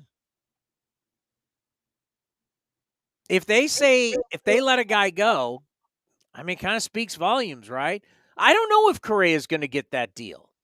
You thought he'd get that deal last year. And what did he get? 100-something million out of Minnesota that was all about opt-outs, and you knew it was basically a one-year deal. Could he do that again? Apparently, the Twins want him. The Twins want him back. I mean, we'll see. They got some guys. Can you imagine if he goes to another team, does another one of these 4 years, 180 million? I'm just throwing a number out there. 4 years, 180 million, and the first 2 years of it, he's got an opt-out. So he goes plays for somebody else again next year, because next year won't be as loaded because you've got Dansby, Bogarts, Turner, Correa, Willie Adames is on the market according to reports with the Milwaukee Brewers are ready to sell the house, by the way, if you believe some of the reports. Woodruff, Burns, other guy. Rowdy Tellez. You know why I don't like Tellez? Can I tell you why? He hits a lot of home runs, but doesn't hit for average. He's a little too rowdy for me. Well done. Okay. But all these guys are Colton Wong. I mean, you might be able to get anybody from the Brewers. But this is, once again, a loaded shortstop. Who's to say Correa doesn't sign a 1-year deal or signs one of these 4-year deals, opts out again? Guy could be 30 years old and already played for 4 different teams. That kind of talent? That number you threw out there, the 4 for 180, that's $45 million a year, meaning he'd be the highest paid player in baseball. That might be a little much. Well, what was it? You know what I'm saying, though? Like 4 for 130 a year. 3 for, I think he was making like 30-something mil a year. Because remember, Bauer's deal when he signed with the Dodgers made him like the highest paid player AAV-wise. 42 million or something like that? Something like that, 40 or 40, somewhere between like 40 and 42 a year. By the way, I'll take that same theory. If the team that knows you best doesn't want you, that speaks volumes, right? If the team that loves you doesn't want you, scares me. Why is DeGrom out on the market right now? Fair. I think I saw something that the Mets are making him a top priority, but why they're meeting with Verlander and why would he? Why if you're the Mets and you've got more money than anybody, Uncle Steve has more money than any other owner. The man is worth $16 billion. And he's not a business guy. He's not doing this like business. He likes the team. He's running it as a fan. He's a fan. And he's got $16 billion. There's no owner even close to him in baseball, right? That's correct. I don't think There's no one even close. I couldn't think of anyone even close. I don't know if there's anyone even close to him in sports. So, would have been what's his name with the Seahawks? Microsoft. Paul Allen. The late Paul Allen, right? He passed, I think, a couple years ago. Oh, yeah, he passed away. So, if Uncle Steve didn't want you to leave, you wouldn't leave. So, if DeGrom signs somewhere else, like Texas, you at 35 years old, DeGrom's made a ton of money. He's going to make a ton of money. If DeGrom leaves New York, where he's got a chance to win, to go to Texas, what does that tell you? Or Anaheim, what does that tell you? It's all about the money. And also, the Mets didn't want him that bad. The Mets are maybe like me. Maybe the Mets are like me, and they're going, this guy goes 5-6 innings every time. And I don't even know if he's ever going to be healthy for a full season. Why am I going to pay him all this money? You mentioned the Angels. One thing we didn't bring up before we get to Robert Ford. They made another trade and got Hunter Renfroe, great defensive, power-hitting outfielder. Can I ask you, can he pitch? Can he play? Does he have money? Can he do that? I do like the deal for him. Yeah, I do too. I like. By the way, you know what that means? That means somebody's available. Joe Adell. And what does he smell and look like? An Oakland A. Top pick. Never lived up to potential. Didn't figure it out. Got his time, but didn't get his time. Just, 23 years old too. Sounds like an Oakland A already. I mean, they gave up on. Remember, they traded Brandon Marsh to the Phillies, and they got Mickey Moniak back. Two guys that were essentially supposed to be the futures of those franchises. Whoa! They got the greatest catcher / owner of the Irish pub outside of the stadium guy. Hoppy. I can't remember. What is his first name? Do we know his first name? It doesn't. I don't need to know his first name. He's gonna have the catcher. If he's as good as they say he's gonna be, Logan O'Hoppy. What is it, Logan? Logan, yeah. Yeah, he's gonna have a pub outside of the Big A, and he's gonna kill it. Go to O'Hoppy. Hey, O'Hoppy gets a hit, half off beers after the game. Go to O'Hoppy's. I could write the commercials for you now. we're already giving them free promo ideas. And he hasn't even opened it up yet. Also, when we're calling Robert Ford on the phone. So yes, just a note to our listeners that are on A's Cast or watching on YouTube and Twitter, you're probably gonna hear the phone dial tone go over the air. So just I'm giving everyone a heads up on that. So let me get the number ready, and I'll call Robert Ford. But we'll head into the winter meetings with the belief of, if the team that has you and loves you doesn't aggressively go out to sign you, something's wrong. All right, here we go. I'm going to call him. Robert Ford, play-by-play man for the Houston Astros, World Series champs. Hello. Robert, how you doing? It's Chris Townsend with the Oakland Athletics. I'm doing great. Well, it's great to hear your voice, and congratulations, because once again, it's World Series champion Houston Astros. What a run you guys had this year. Yeah, it was a lot of fun to have a front row seat to everything, for sure. You know, when you go through that, just take us through, because, it's been a long time since the A's have been through that. Just, you're flying around the team. You're around the team every day. You see it happen. And then all of a sudden, it's talking about the playoffs. All right, it's going to be the number one seed. Then you get in the postseason. You steamroll people. Just talk about the process and going through the year. Well, I mean, first of all, it was great. This was the first year since 2019 in which we were traveling for the full season. So just that alone was a blessing to be able to get back and do the job the way it was meant to be done. But yeah, I mean, January and December are the only 2 months in 2022 in which the Astros will not play a game of some sort. So, it winds up being a pretty long season, but that's all part of it. And if you're going to play that long, you might as well win the whole thing. No doubt about it. And I got to thank for the fan base and for some of the players, because only some, just what happened in 17 and everything that's gone on. What did it mean to the franchise to now? I don't think it ever gets shed, but it takes a lot of that spotlight away from that. Yeah, certainly. I think it probably meant more to Astros fans than it did to anybody else. As you mentioned, there weren't that many players left from 2017, just 5 players, 3 position players left from 2017. I don't think that that scandal, the illegal sign stealing scandal, was necessarily motivation. I think the motivation was, you want to win a World Series every year. And I think the fact that the Astros had been 2 other times in 2019 and 2021 and came up short, I think that was the motivation more so than anything that happened in 2017 for the players and the staff. But I think certainly for the Astros fan base, you have this era in which you go to 4 World Series in 6 years, and the one you win is a season in which you were illegally stealing signs. So, to be able to kind of bookend that with this, with what happened in 2022 and winning the World Series, and unless there's something none of us know, I think you can say, well, they certainly weren't cheating. So I think that means a lot to our fans. I think a lot of our fans see that as validation that, hey, this is a really good ball club that's been really good for several years. Oh, no question. All the ALCSs, all the World Series, and now 2 rings. It's obviously a very special organization with the certain turnover, being able to make it happen. And as you know, Dusty Baker being from Sacramento, Dusty Baker managing the Giants, actually played for the A's for a little bit, but Dusty all the years managing the Giants. One of the most beloved guys here in Northern California. A lot of people rooting for Dusty. What was it like to be around that, to where you see this baseball icon? That dream finally comes true for him as a manager.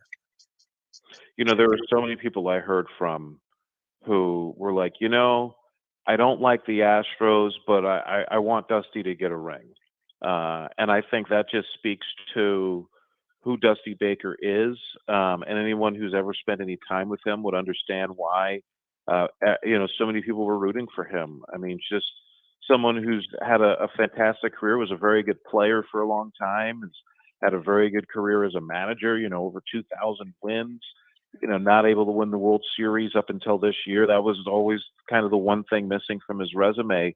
And just such a guy who's a real people person, who loves everybody. It's really hard to dislike, and just really is someone that, if you get a chance to spend any time with Dusty, you get to cherish it. And I'm really fortunate that, I've been able to be around him the last 3 years, and, we get to be around him for a fourth year here in 2023. But I mean, just a wonderful man, and a great baseball man, and a fantastic manager, and someone who was easy to root for. I felt that way before he ever managed the Astros when I didn't even know him. But, now getting to know him and seeing the impact he has on people, I appreciate him even more.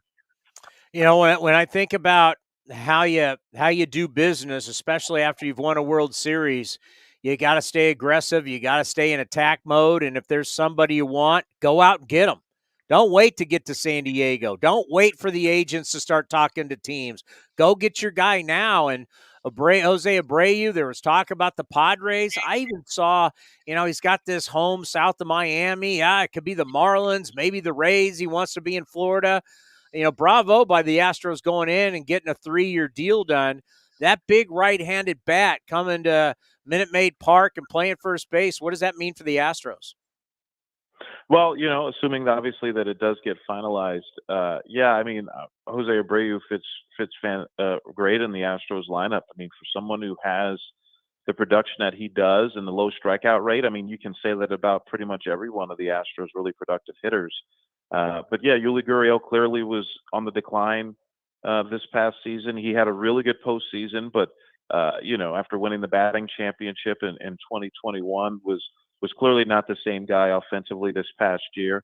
Of course, with Abreu, I think you worry about the age, but then you look at his hard hit numbers, and they were near the top in baseball. So you feel like 3 years he should age pretty well, all things considered. And I think also too, he's not just a slugger; he's a really good hitter. And so I think being able to put him in this lineup where he's going to have more protection than he had with the White Sox this past year, with the White Sox had all those injuries, I think it's just going to make Jose Abreu better and make the Astros better. Yeah, it's going to be it's the division's going to be interesting. I mean, hopefully we'll be a little more competitive here with the A's, but we'll see with the Angels. They're going to have bats if guys are healthy, if they're able to add some pitching. The Rangers, if they can get some pitching, and Bruce Bochy and Mike Maddox comes back as a pitching coach. Obviously, the Seattle Mariners, they are getting better. Jerry Dipoto continues to try and make them stronger.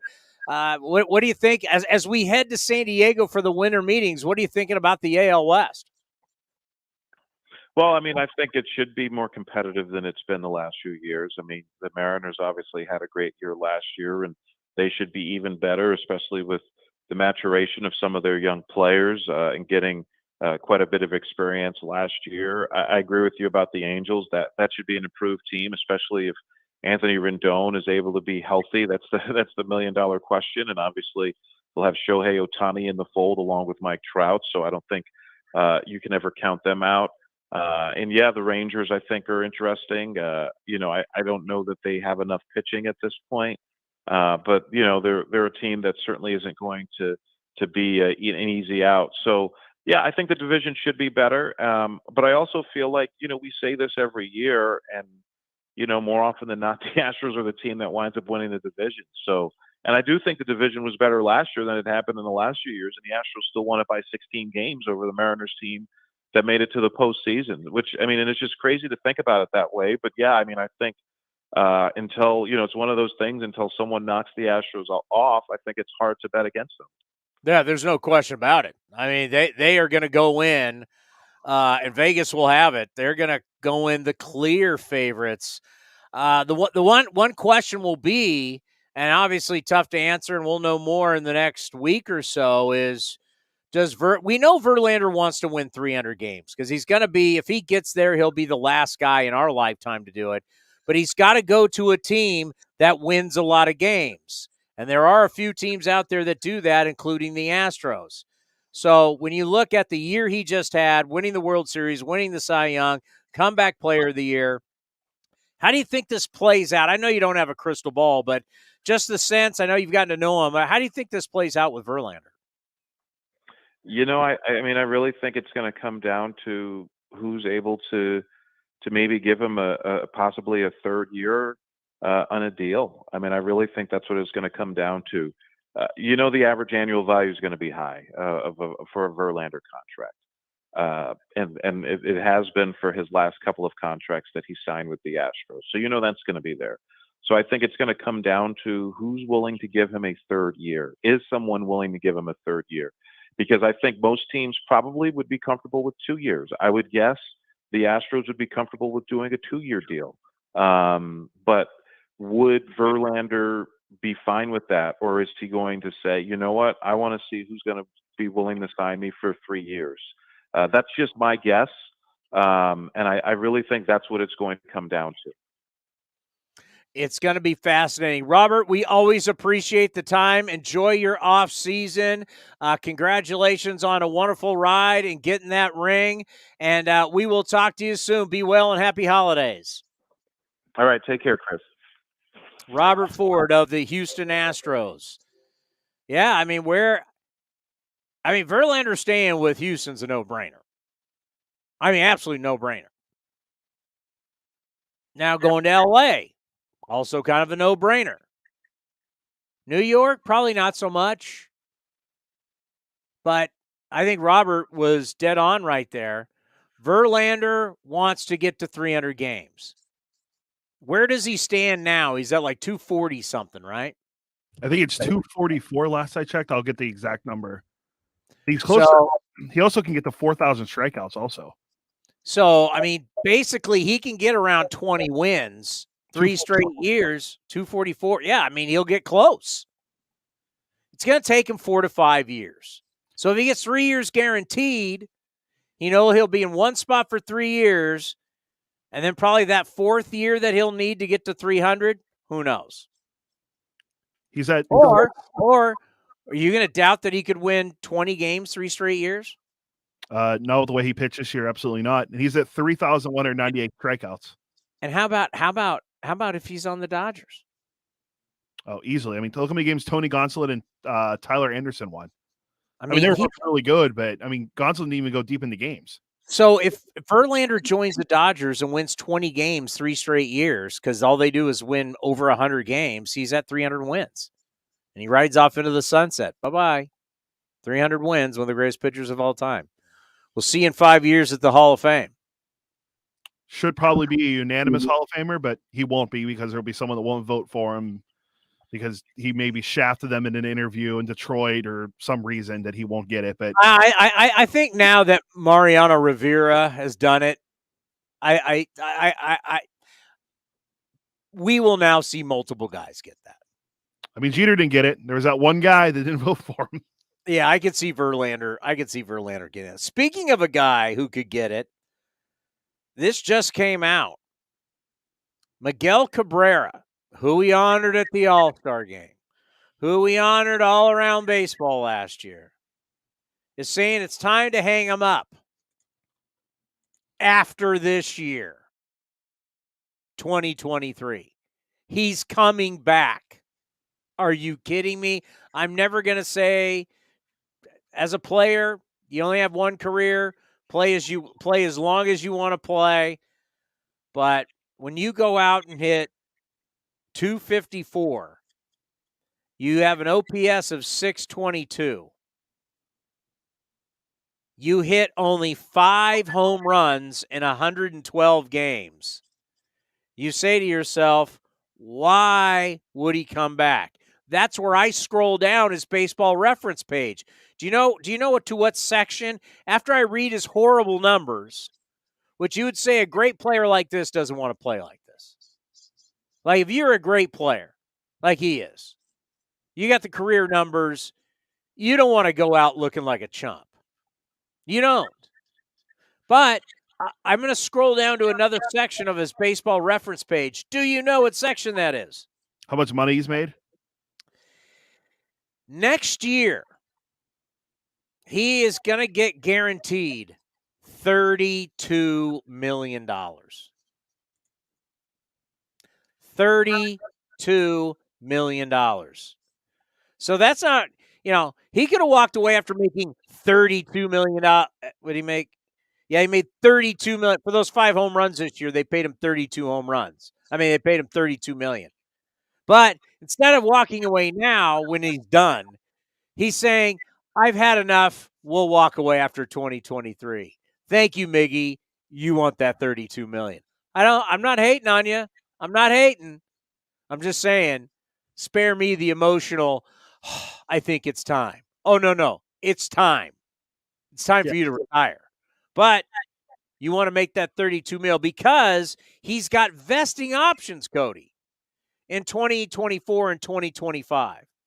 His vesting option of $30 million for 2024 kicks in if he finishes in the top 10 of MVP voting in 2023. Do you think there's any chance Miguel Cabrera will be in the top 10 MVP voting next year? I'm going to go with probably not. You said he had 5 there? Yeah, I'm going to stake my reputation on this. I don't think he's going to be a top 10 MVP guy. Now, could he have a second half like Albert Pujols had with the Cardinals? Yeah, maybe.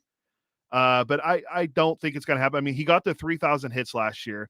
He got the 500 home runs the year prior. So he already has those 2 milestones. He's won a Triple Crown. He's won a World Series. I don't know what else Cabrera really needs to do besides get that $32 million salary for this year. There's not much to do. It's not done. Then for 2025, there's another vesting option. If he's top 10 in MVP voting again in 2024. How old is he now? Like 30. He is right 39. now 39. He'll be 40 on April 18th. Once again, let's go back. Let's go back to oh my God, the A's never signed anybody long term. You're paying a guy $32 million who hit 5 home runs and had a .622 OPS. He had an OPS plus. What is the standard, Cody?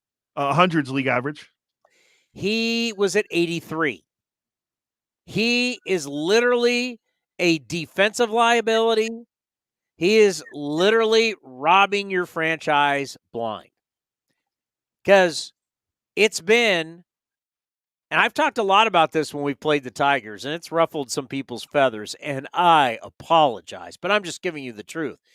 He hasn't been good since 2016. Yeah, that was his last good year when he was actually healthy, too. 2016. That'll be 7 years ago when the season starts.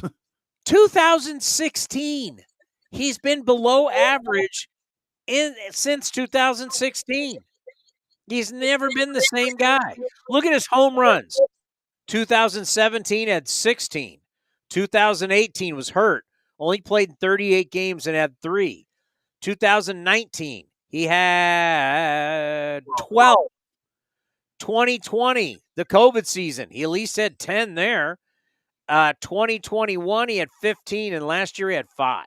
This guy has been right. Like, how many years? And this is one of the reasons why people looked at Mr. Ilitch, one of the great sports owners. He was truly a sportsman and wanted to win, as he owned, what did he own? The Pistons? No, Red Wings. Tigers. Did he own the Pistons? I think that was someone else. All right. But he spent money. He wanted to win. Domino's Pizza. He was slinging pizzas. But here's a great example. You're basically paying 1, 2, 3, 4, 5, 6. Oh, my God. 1, 2, 3, 4, 5, 6. Yeah, you're going to pay 7 years. The last 7 years of the contract are just thank you. Thank you for your greatness for half the contract. The rest of the contract, you're robbing us blind. Like, how much money can you make off him getting his 500th home run and his 3,000th hit? Yeah, you can sell some jerseys. You can sell some jerseys, some memorabilia. But you're paying him so much money, it's disgusting. Can you name the team that he hit? This is a tough question. I only remember because one of his former teammates was on the team. Do you remember which team he hit his 3,000th hit against? The Colorado Rockies. Where were you when Miguel Cabrera had 3,000 hits against the Rockies? And I was watching it live on MLB Network in an interleague game. If you go how back, about home run number 500? I don't remember that one. I believe it was at the Sky Dome. You call it the Rogers Center. Oh, that's right. Against the Blue Jays. Will always be the Sky Dome to me. One thing with Cabrera, if you look at that 2017 through 2022, he hit 61 home runs. Aaron Judge hit 62 this year alone. So just putting a little context on how he's been terrible. I mean, literally, you're below replacement level, and to come out and say, I think it's time after next year, you're basically saying, you idiot signed me to this deal, and I'm going to play the whole thing out. I mean, we already did the thing at the All-Star game. Is he going to do? No, we do not honor him again. Well, he wasn't an all-star. He was just in the home run derby, correct? Or was he an all-star too? No, we just had him come out and do the festivities. Yeah, he was in the home run. He was in the home run derby, I thought too. I just seriously. Well, they have him as an all-star. They say at 39 years old he was an all-star. Did they just put him on the teams? I kind of forget. Remember, I go into vacation mode during the all-star game. Yeah, they were him and Pujols were special selections for the Baseball Reference has him as all-star. Yeah, as the all-star game, and he was in the home run derby as well. It looks like it's a joke. $32 million to hit 5 home runs. I mean, that's literally stealing. Good for him, though. You signed him to the deal. You owe it to him. Yeah, Pujols is in that home run derby. I just want to make sure if I'm right or not. If Cabrera's in it, if I'm just wrong, thinking incorrectly. I didn't watch the home run derby, but I don't think Cabrera was in it. No, but Pujols was. But he was in the All-Star game. They were both in the All-Star game. By the way, do you know who the Astros opened their season against? In division? Nope. Interleague play? No, it's American League team. Well, there's 29 teams, so you kind of give me a. Well, you get eliminated. There's a lot of ways we could go. You eliminated 15 in the National League, and you go to the division ones. All right, it's not in the division. Nope. So it's an AL Central team.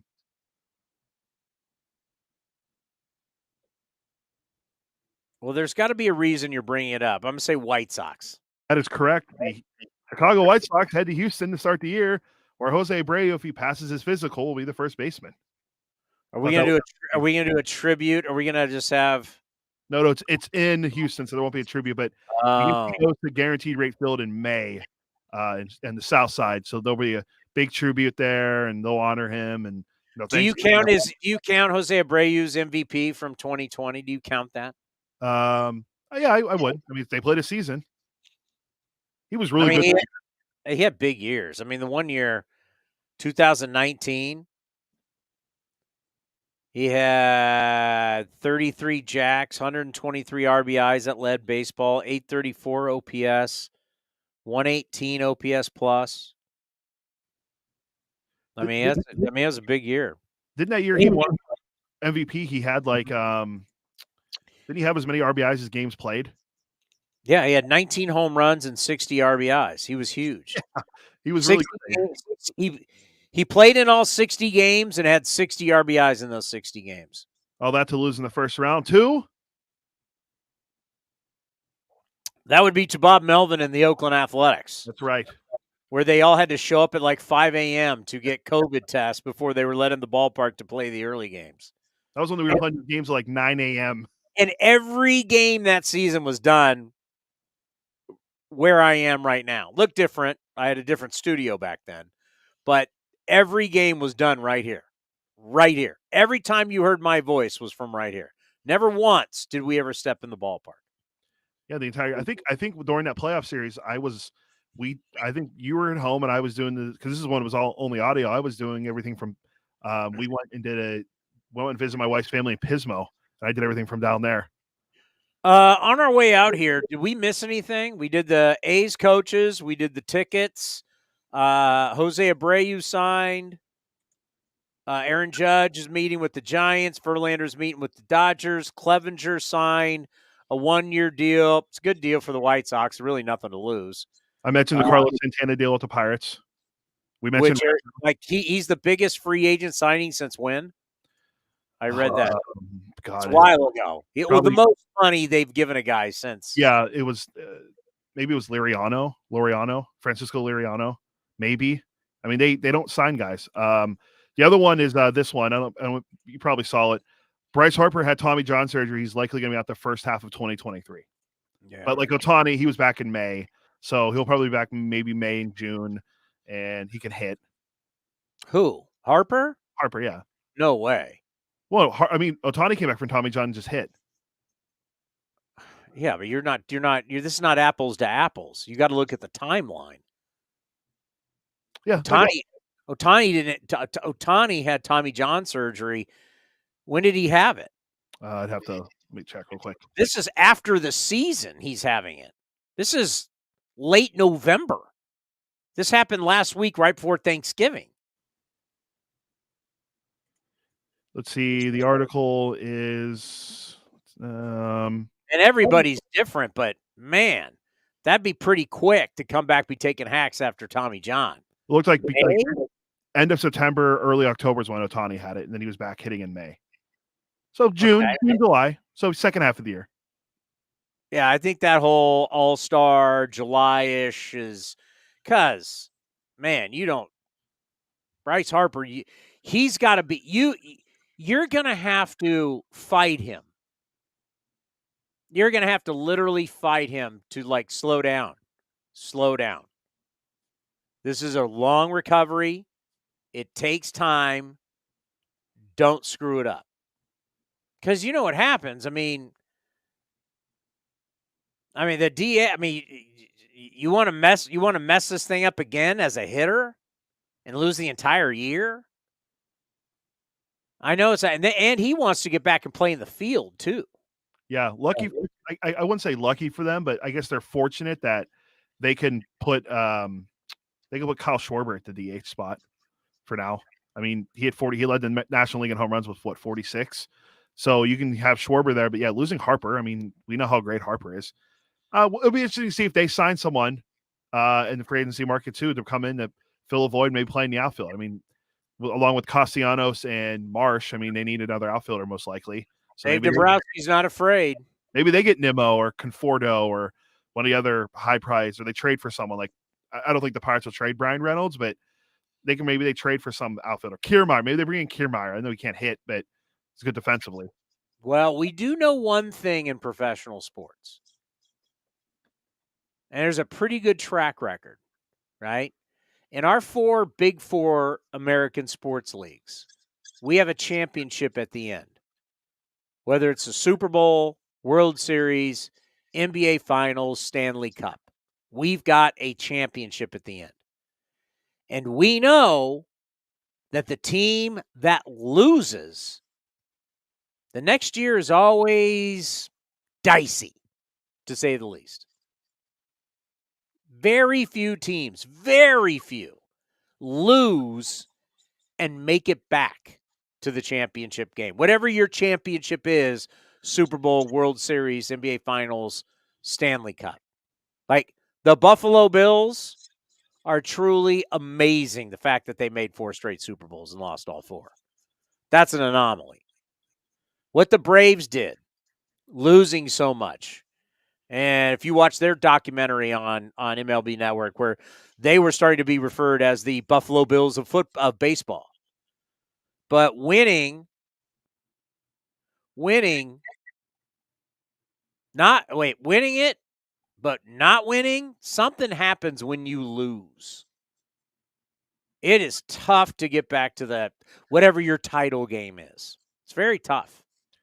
Yeah, I mean, if you want to look just real quick, if you want to look at this recency bias, I mean, the Lightning and the NHL made it to 3. They were going for 3 straight Stanley Cups. They lost to the Colorado Avalanche, so we'll see if they get back. The only team, if we're going to play recency bias, the Astros. I mean, they lost last year and won, but you're right. It's very hard to get back there. And Patriots, yeah, but the Warriors. We're going to the Patriots were the first team to lose a Super Bowl and then go back and win the Super Bowl for the first time since when? Who am I? Lose the Super Bowl, then win one. The Raiders. That is incorrect. I was just guessing. You just saw my Raider connection. That'd be Raiders. I thought you were going with the Raiders for sure. The greatness of the Raiders are back, man.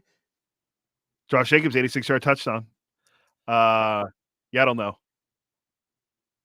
Don Shula and the Miami Dolphins. Is that 71 and then on to 72? Right? Lost in 71 to your Dallas Cowboys. And then came back and won in 72 to finish the undefeated season. That's pretty remarkable. That just the Dolphins and the Patriots lose the Super Bowl. Because you lose the Super Bowl, your next year, it's usually a train wreck. I don't know why. There's some mental thing about you lose the Super Bowl and then the next year you're a train wreck. Or you can be a train wreck like the Rams are this year after winning the Super Bowl. That's always a possibility too. I mean, we haven't had a team repeat in baseball since the Yankees in 98, 99, 2000. That's a long time ago. Has happened in the National League since the 70s with the Reds. That's more remarkable. You had the Blue Jays. I mean, we haven't had back-to-back champ. We haven't had. I mean, that's crazy. Yeah, the other one too. The most remarkable one, they lost both.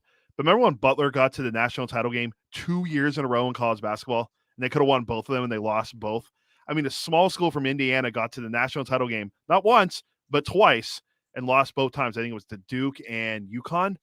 But I remember that was like one of the most remarkable. How about recently with Clemson and Alabama? Oh, yeah. I mean, that's pretty impressive.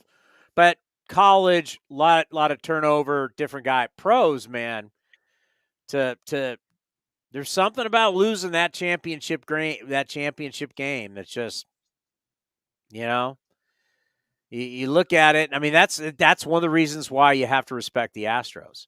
6 straight ALCSs, 4 World Series, 1, 2. They have been in the fight every year, like legitly been in the fight. Hate them as much as you want. I'm cool with that. But the Houston Astros, for 6 straight years, have put on those gloves and got in the ring and said, bring it. They've been knocked out, and they've knocked you out. But to get there 6 straight years, that's when you start saying, is this a dynasty? You go, well, 6 straight years to make the ALCS, that's a big deal. And 4 World Series, you're 2-2, but you go to 4 World Series in 6 years? I mean, come on. That kind of success? And it's not like they're going anywhere. No, their core guys are still very young-ish. Yeah, it's like what Robert Ford just said. They're not going anywhere. You don't think the Astros are going to go out and kick everybody's ass next year? Seriously. I mean, I don't think anyone will. I know A's fans don't want to hear that, but and then they get in the playoffs. You don't think they're going to be rip-raring to go in the playoffs? They'll be just fine getting into the playoffs. And what if they made it to the ALCS for a 7th straight year? I can't even think of the last team that actually did that. Like the Dodgers had a good run, but they're more like, as you mentioned, the Braves. The Braves 14 straight years was incredible. That's incredible. But they got bumped out early. I mean, the Braves don't go out early. I mean the Astros. They don't go out early. They're fighting. They're fighting to get into the World Series every year. That's what the Patriots would do. You go to that title game every year. The title game. Tom Brady has played in 14 title games? Yes. And how many Super Bowls? 9? He's won 7. He's been in 9. He's lost 2, right? Both of the Giants. It's crazy. Yeah, the thing, and look at it this way too. The last 2 teams that lead baseball in wins essentially lost in the first round. Well, I know this year was a little different, but the Giants won 107 games. They lost in the first round. And this year, the Dodgers won 111, and they lost in the NLDS. Because obviously they hadn't played in a wild card round. So they had to bye, and they lost to the Padres. So winning the most games in the league doesn't mean anything anymore either. I mean, the Astros did in the American League, but it's the Astros. So you and I are going to have to make a promise to each other. Do you know what that is? No, I don't. That next year, when we bring all the guests we bring on, and you know these baseball people we have to deal with. Yes, you people.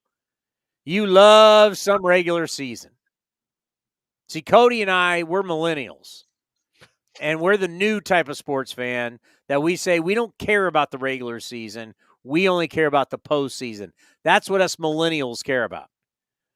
So when these old dogs come on our program and start talking about, the Yankees, what were they saying in June? The Yankees, this is the best record. And every single time they've had a record like this, they won the World Series at 50, 51, 58, and 60. Remember all that crap we were reading all the time? Oh, the Dodgers, they won 111. Any team that's won 100, blah, blah, blah, blah. Every single time someone starts telling us about how great somebody has a regular season, we need to promise to each other, we look at this person and say, you know what? That all sounds great, but it doesn't mean anything. The Phillies were in the World Series. They won 87 games. All you got to do is get in. Or 80, it was somewhere 87 or 88, yes. But Tony, that's not how baseball is. Baseball's built on your regular season. We can say, hey, we're millennials, and we don't care about that anymore. Just get in. I don't care if you get in with an under 500 record. Get in. That's all that matters. Go ahead, pat your stats, pat your record, do all that stuff. It means nothing. If all that meant something, right? If the regular season meant everything, Dodgers would have been there in the end. And look at the Yankees. The Yankees, you got to play a full season. They didn't play a full season. Now, technically they did, but they stunk. Down the stretch, they stunk. And it wasn't for Aaron Judge, they probably don't make the playoffs. They were. How about that hot take? Or is that even a hot take? No, that's true. The stats for them it was horrific. Nobody hit. Did you see that? You never responded to that Donaldson tweet. Oh, that was pretty funny. I saw a couple of those after you sent. I saw a couple of those go around on Twitter. In the second half of the year, the Yankees were, wait for it, 35-35 after being 64-28 in the first half. But when we were there do you have it? Do you have my prediction? Let me see. I said in June on this program. Actually, I think I said it on the postgame show because I was pissed. Vince Cotroneo was already giving the Yankees their World Series ring in June, and I was angry. I think I might have got rid of it. I deleted some of the audio on here. Of course you deleted it. I predicted the Yankees will not make the World Series and will not win the World Series. Was I right? You were right, yes. But in June, and I said that in June, when every single time you read their game notes, it was, the Yankees, they're on a pace that every Yankee team has ever won. They've won 27. It's 27 now, right? 27 times. Everyone, and they had every year that they won the World Series on this pace. It was, 19, when was Ruth? 20-something and 30-something, and then here comes the 50s and the 60s. And I was like, I'm so tired of this. They are not built to win in the playoffs. They will not win the World Series, and I was correct. Hold on. 1:12 Pacific Standard Time, 1:12 p.m., June 27th. Mark this and remember what I told you. The Yankees will not win the World Series. One line. All I need is one line to be smarter than all those Yankee hacks, everybody at the MLB Network, everybody at Newsday, Times, Post, all those Yankee honks. I'm telling you, one line will tell you why they won't win the World Series. What's the line? The Yankees lead the majors this season with 52.6% of their runs coming via the home run. 193 of their 367 runs have come from the home run. More than half of their runs scored are generated by home runs. That's how they score. That's who they are. That's who they've been now for a long, long time.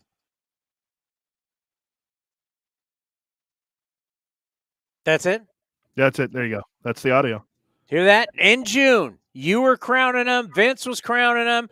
Everybody, MLB Network was crowning them. The Yankees, this was the greatest baseball team ever assembled. I went out on that limb because you want me on that wall. You need me on that wall. And I told you they're not going to win the World Series. How many home runs did they hit against the Astros in the postseason? I don't know the number off the top of my head, but it wasn't many. Yeah. There you go. I think we're going to have Hembo on later this week. I think Friday we're going to have Hembo on leading into the Hall of Fame contemporary era ballot vote and free agency and winter meetings. But he had the tweet. I'd have to go back through his thing, but he talked about how good Aaron Judge was and how bad the Yankees were aside from Aaron Judge the second half of the year. And it was unbelievable. Oh, speaking of that, I took a picture today. I was at the gym and I put on MLB Network and they put this up there. 2022 statistics with AL ranks. I'm just going to give you where he ranked. 157 games for Aaron Judge. I'm just going to allow you to tell me, Cody, whether this is a good year. Are you ready? Yeah. AL ranks. First in home runs, first in RBIs, first in runs scored, first in on-base percentage, first in slugging, first in OPS plus, and first in WAR. Yeah, but what was his ex-WOBA? I'm sure he was first there, too. I know, I'm kidding. That's a really good year. I found the Hembo stat, too. Aaron Judge, after the All-Star break, he slashed 349, 502, and 785. His Yankee teammates hit 223, an on-base of 292, and slugged 360. Hembo put that as the batting line equivalent to of course, he took a shot at the Pirates, the 100 lost Pirates. Think about that. 349, 502, 785 for Judge. The Yankees as a team hit 223 in the second half. They gotta sign him. And then the question will be, where did all you big-time Giant fans claiming that he was going to sign with San Francisco, where'd you guys all go? Now, I'm not saying that they can't still sign Judge. They may. Maybe Judge wants off Broadway. Maybe he wants out the big time, come out west, get a long-term deal. When he's not the same player, he's not going to get booed every night. They're going to make panda hats for him, whatever hats I don't know. What kind of hat are they going to have for him? Is he going to have a giraffe hat or a panda hat and garlic fries? He's going to have the Judge's outfit or whatever. Oh, my God. Oh, my God. Judge's chambers and like they do in Yankee Stadium. Oh, my God. You know what I kept telling all my friends that are Giants fans? I said, they're like, oh, did you see Judge's? I'm like, yeah, I saw Judge's meeting with the Giants. He's doing reconnaissance work for when he signs with the Dodgers. That didn't go over well with them. That would be hilarious. If he signs with the Dodgers, that would be hilarious. Oh, his mother-in-law is still in the Linden School District. Most people in California don't even know where Linden is, by the way. I played with a guy from Linden at San Jose State. Well, I mean, if he signs with the Dodgers and that whole thing about him and his wife and the small town and all that, it'd just be like, it's like Miguel Cabrera saying that, I think it's time to hang him up after I get another $32 million. Really good on there. It'll be along those lines, right? Like, oh yeah, man, I am closer to home. I'm signing with the Dodgers. That will be classic. From here in Oakland to Linden, it's like an hour and 54 minutes. I don't know if that's with traffic or with not, but still, it's like that's still. When people go, oh yeah, it's it's Northern California. No. That is the Central Valley. It's not Northern California. No. Linden has nothing to do with Northern California. And technically, we're not even Northern California. We're really Central California if you look at the map. Yeah, Northern California is sack and going up. And I know how Greg and Slow's like, yeah, here in Central, you're still Southern California. If we really are into geography, we're in the middle of California. We're in the middle on the coast of California. And Linden, Fresno, all those places, Atwater, Merced, all the way down, Visalia. Coalinga. All the way down to Bakersfield, you're Central California. How far is it from Linden? How far is it from Chavez Ravine to Linden, California? Hold on, I was going to look that up. I should have asked I could ask my wife, but she wouldn't know. Especially in a private plane. You can just take his little private plane from L.A. to Linden to see his mother-in-law, who's in the Linden School District. From Linden, if you go from Linden to Chavez Ravine, it's only 5 hours and 30 minutes. It's 349 miles. Private jet, 40-something minutes. Now, if you go from Chavez Ravine to Linden, it's 5 hours and 35 minutes because, well, you're going to be sitting in traffic forever. But if he signs, so this could be our back-to-back. This is our back-to-back winter meetings, right? Our last winter meetings in San Diego, deja vu, it was the Yankees and Garrett Cole. Yeah, and Rendon, the Angels, and Strasburg re-signed with the Nats. Rendon was when we were leaving. Yeah, we were getting on the plane when it happened. Yeah, we were leaving. We were there. We saw the Yankee machine in action. We saw it. Like, it was impressive. We're going to be by them again this year. Are we really? I think we're two places down from them. They sent the map the other day. They just look it over us and go, yeah. Who are these guys? Well, Yeah. wait till they see our 10x8 backdrop that we have. Yeah, we're bringing that Yes Network. We're coming after your ass, Yankees. Swear to God, folks. You want to know what the big time's like? This is why I always laugh. And I could be wrong, but I laugh about Aaron Judge going to San Francisco. If you come to the winter meetings, if you were able to see what it's like, the Yankees bring their own television set. Television, a full set. It's a set. Yes, it's a set. They've got to ship that thing out there. It's a full-on real television set. You know how you watch Warriors pregame live and postgame live and Giants and A's and Sharks and all that on NBC, Bay Area, and California, and it's a television studio? They basically build that at the winter meetings with real cameras, and they're doing live television back to New York on the Yes Network. It's crazy. I mean, our setup's cool. They're like it. They build their own TV studio in the hotel. Cody, am I lying? No, you're correct. They have like a whole staff there. It'll be you, me, and Ray this year. They'll have like triple the amount of people working right next to us. Yeah, it's insane. It's a TV. They're doing a studio show in San Diego, but they're the New York Yankees. We're gonna have to get either Jack Curry or Meredith Marakovitz on from the Yes Network. It's they're both going to be there most likely. And when Garrett Cole signed, you would have thought the Pope was coming through. I mean, everybody scrambling and going nuts, and next thing you know, the lights are on, the cameras are going, and they're like ushering Aaron Boone. Aaron Boone showed up every day. They made Aaron Boone come out multiple times. Multiple times, Aaron Boone had to walk by us and go on the Yes Network multiple times a day at the winter meetings. We can't even, I mean, seriously, I'll get Kotze to come on, but I mean, how many teams can tell their manager, get your ass down there and get on TV now? The Yankees can't. I'm telling you, it's a whole, I hate him, but I have so much respect for him because it's the big time. Can you imagine telling your manager, get your ass down there and get on television now? You think he wants to do it? You think Aaron Boone wants to go on Yes Network multiple times a day to be questioned by these people? I'm going to play devil's advocate and say yes because he worked at ESPN. He knows how it works. Man, he walked by us. He'd have his coffee, and you could tell it's like, here we go. Yeah, but that's pretty cool though when you sign a major free agent like Cole and your manager's right there to go on. Well, you know what? We got to be there and grab him. Yeah. Hey, Booney, remember us? I've had Boone on back when he was an ESPN guy. We got to get him on.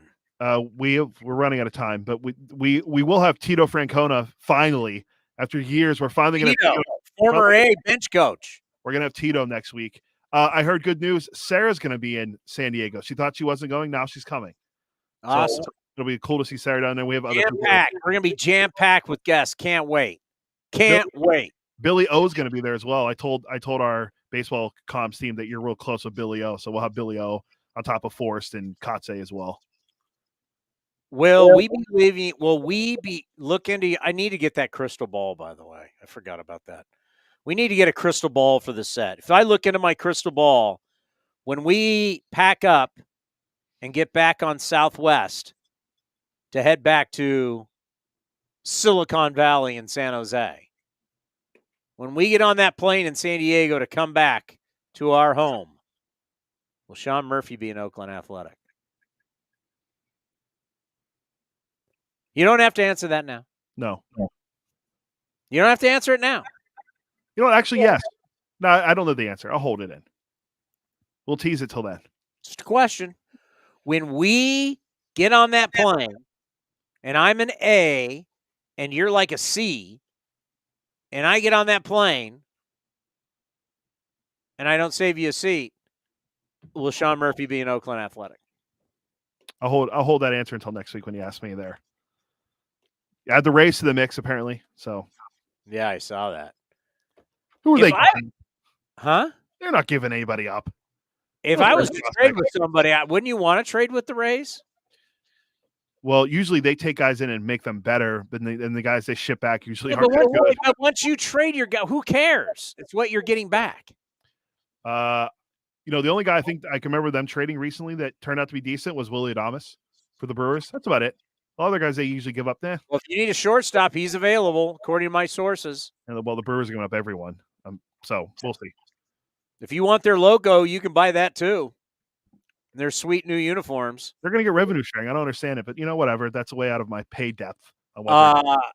And the Rays are kind of it was the way the Rays offseason is going to go was explained. You know what the problem is? When you send me all these articles and I send you all these articles and you read all these articles, you can't remember where you read this stuff because we look at too many damn articles.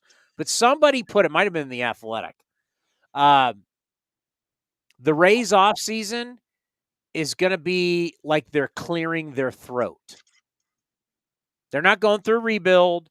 It's just like they're going to clear their throat. I thought that was an interesting way to put an offseason. How's the offseason going to go? It's like we're clearing our throat. Yeah. They're going to have some new looks. The Rays are going to go with some young players. Yeah, Wander Franco will be back healthy, most likely. And they have some other guys, they're Glasnow probably won't be a Ray when the season starts. Their pitching staff will be very young. You'll have McClanahan still. They'll have 1,000 relievers that we never heard of before, but they'll throw 100 and they all are pretty good. There might be the Rays, and I could be dead wrong on this, but they might be in some trouble because you got Heimblum needs to win or he's going to lose his job. You got the Orioles, I have to think, that are on the rise, and they're going to make moves and get better, and they got great momentum. Toronto's a beast. Toronto's one of the teams that if they're in the playoffs and they make it to the World Series next year, you're not going to be surprised. And the Yankees are the Yankees. I mean, that's 4 teams you're looking at as you're starting to go a little younger, because they're not doing exactly what we did, but they didn't necessarily have what we had. They didn't really have an Olsen or a Chapman type deal. No, their guy was Franco, and he signed. Yeah. And Glasnow's coming off Tommy John, who would be, I guess, our Bassett. So I'm saying, they're going to rely on a lot of hurt guys and young guys and guys who are fragile who've already had Tommy Johns, and they're going to go after it. But you could see maybe a step back by the Rays. And remember, they traded G-Man Choi. I know that's not a big move. But they traded G-Man Choi to the Pirates. And I have those numbers for you, how awful they were against right-handed pitching. Like, it's crazy. When I read the article, when Choi got traded, how bad they were against right-hand. It's hard to believe they were in the playoffs. They were literally, it was only the Tigers and somebody else.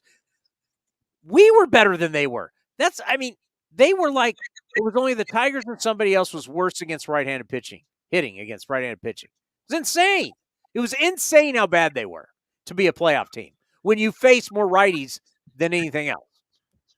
Yeah, that's never good. And one last thing before we go. According to one of the Cleveland Guardians writers, the Guardians also offered a 3-year deal to Jose Abreu, but obviously they failed to land him. So I guess the Guardians were the Giants in this situation where they finished second for a player, like the Giants always do with everyone. Like it'd be a good A. Naylor. Yes. Well, the rumor, one of the things I read before was if they want Murphy. If they wanted Murphy, Naylor and prospects. Well, you could get Naylor, his brother. I don't want the brother, who's also a wait for it, catcher. I don't want. The A's have acquired 3 catchers for Sean Murphy. Oh, my God. And by the way, we're going to be doing multiple shows a day. We're going to keep you so updated here on A's Cast. So we're going to go 9 to noon. Yeah, our first day there, we're going to be just our normal time slot. Because we fly in. So Tuesday, Wednesday, we're going to go 9 to noon, and then I think 2 to 4. No, but we're back 1 to 4, though. First day. Yes, 1 to 4, yes. Back 1 to 4. And we may go long, depending on, I mean, if Aaron Judge signs, we could go all night. And then we're back the next Tuesday and Wednesday, 9 to noon. Cody needs his lunch because he's demanding a break. And then we got to come back and we'll do 2 to 4. Yeah. And of course, that's all subject to change if something happens and guest availability and all that stuff. But yeah. So that's what the tentative plan as of now is, with this being a week away. That's what's different between us and the Yes Network. We can make our own schedule. That's why we're more big league than New York. Yeah, I said it. What are you going to do about it? I have no New York tie, so I really don't care. I agree with you. All righty. We want to thank the great Marty Lurie. We want to thank Robert Ford, play-by-play voice of the Houston Astros. Jose Abreu, 3 years, just under $60 million. Astros beefing up as they're going to try and repeat. We will be back on Wednesday. The momentum. Will there be any more big signings? I mean, how many guys want to get this out of the way and they don't even want to wait till San Diego? Maybe. We'll see. We'll be back on Wednesday from 1 to 3. Thank you for listening. Cody, great job. Have a safe ride home. Thank you. Bart's already delayed, so I can't wait. Oh, it's delayed? Yeah, but there's a 20-minute delay, so I won't be leaving for another hour. So I won't get home until about 5:30 or 6 now because of this track problem that I read about on Twitter right now. Wait for it. I'm already home. Must be nice. See you Wednesday. See you Wednesday, everybody. Thank you for watching and listening to A's Cast Live. Oakland Athletics spring training is right around the corner, and you can be part of the excitement.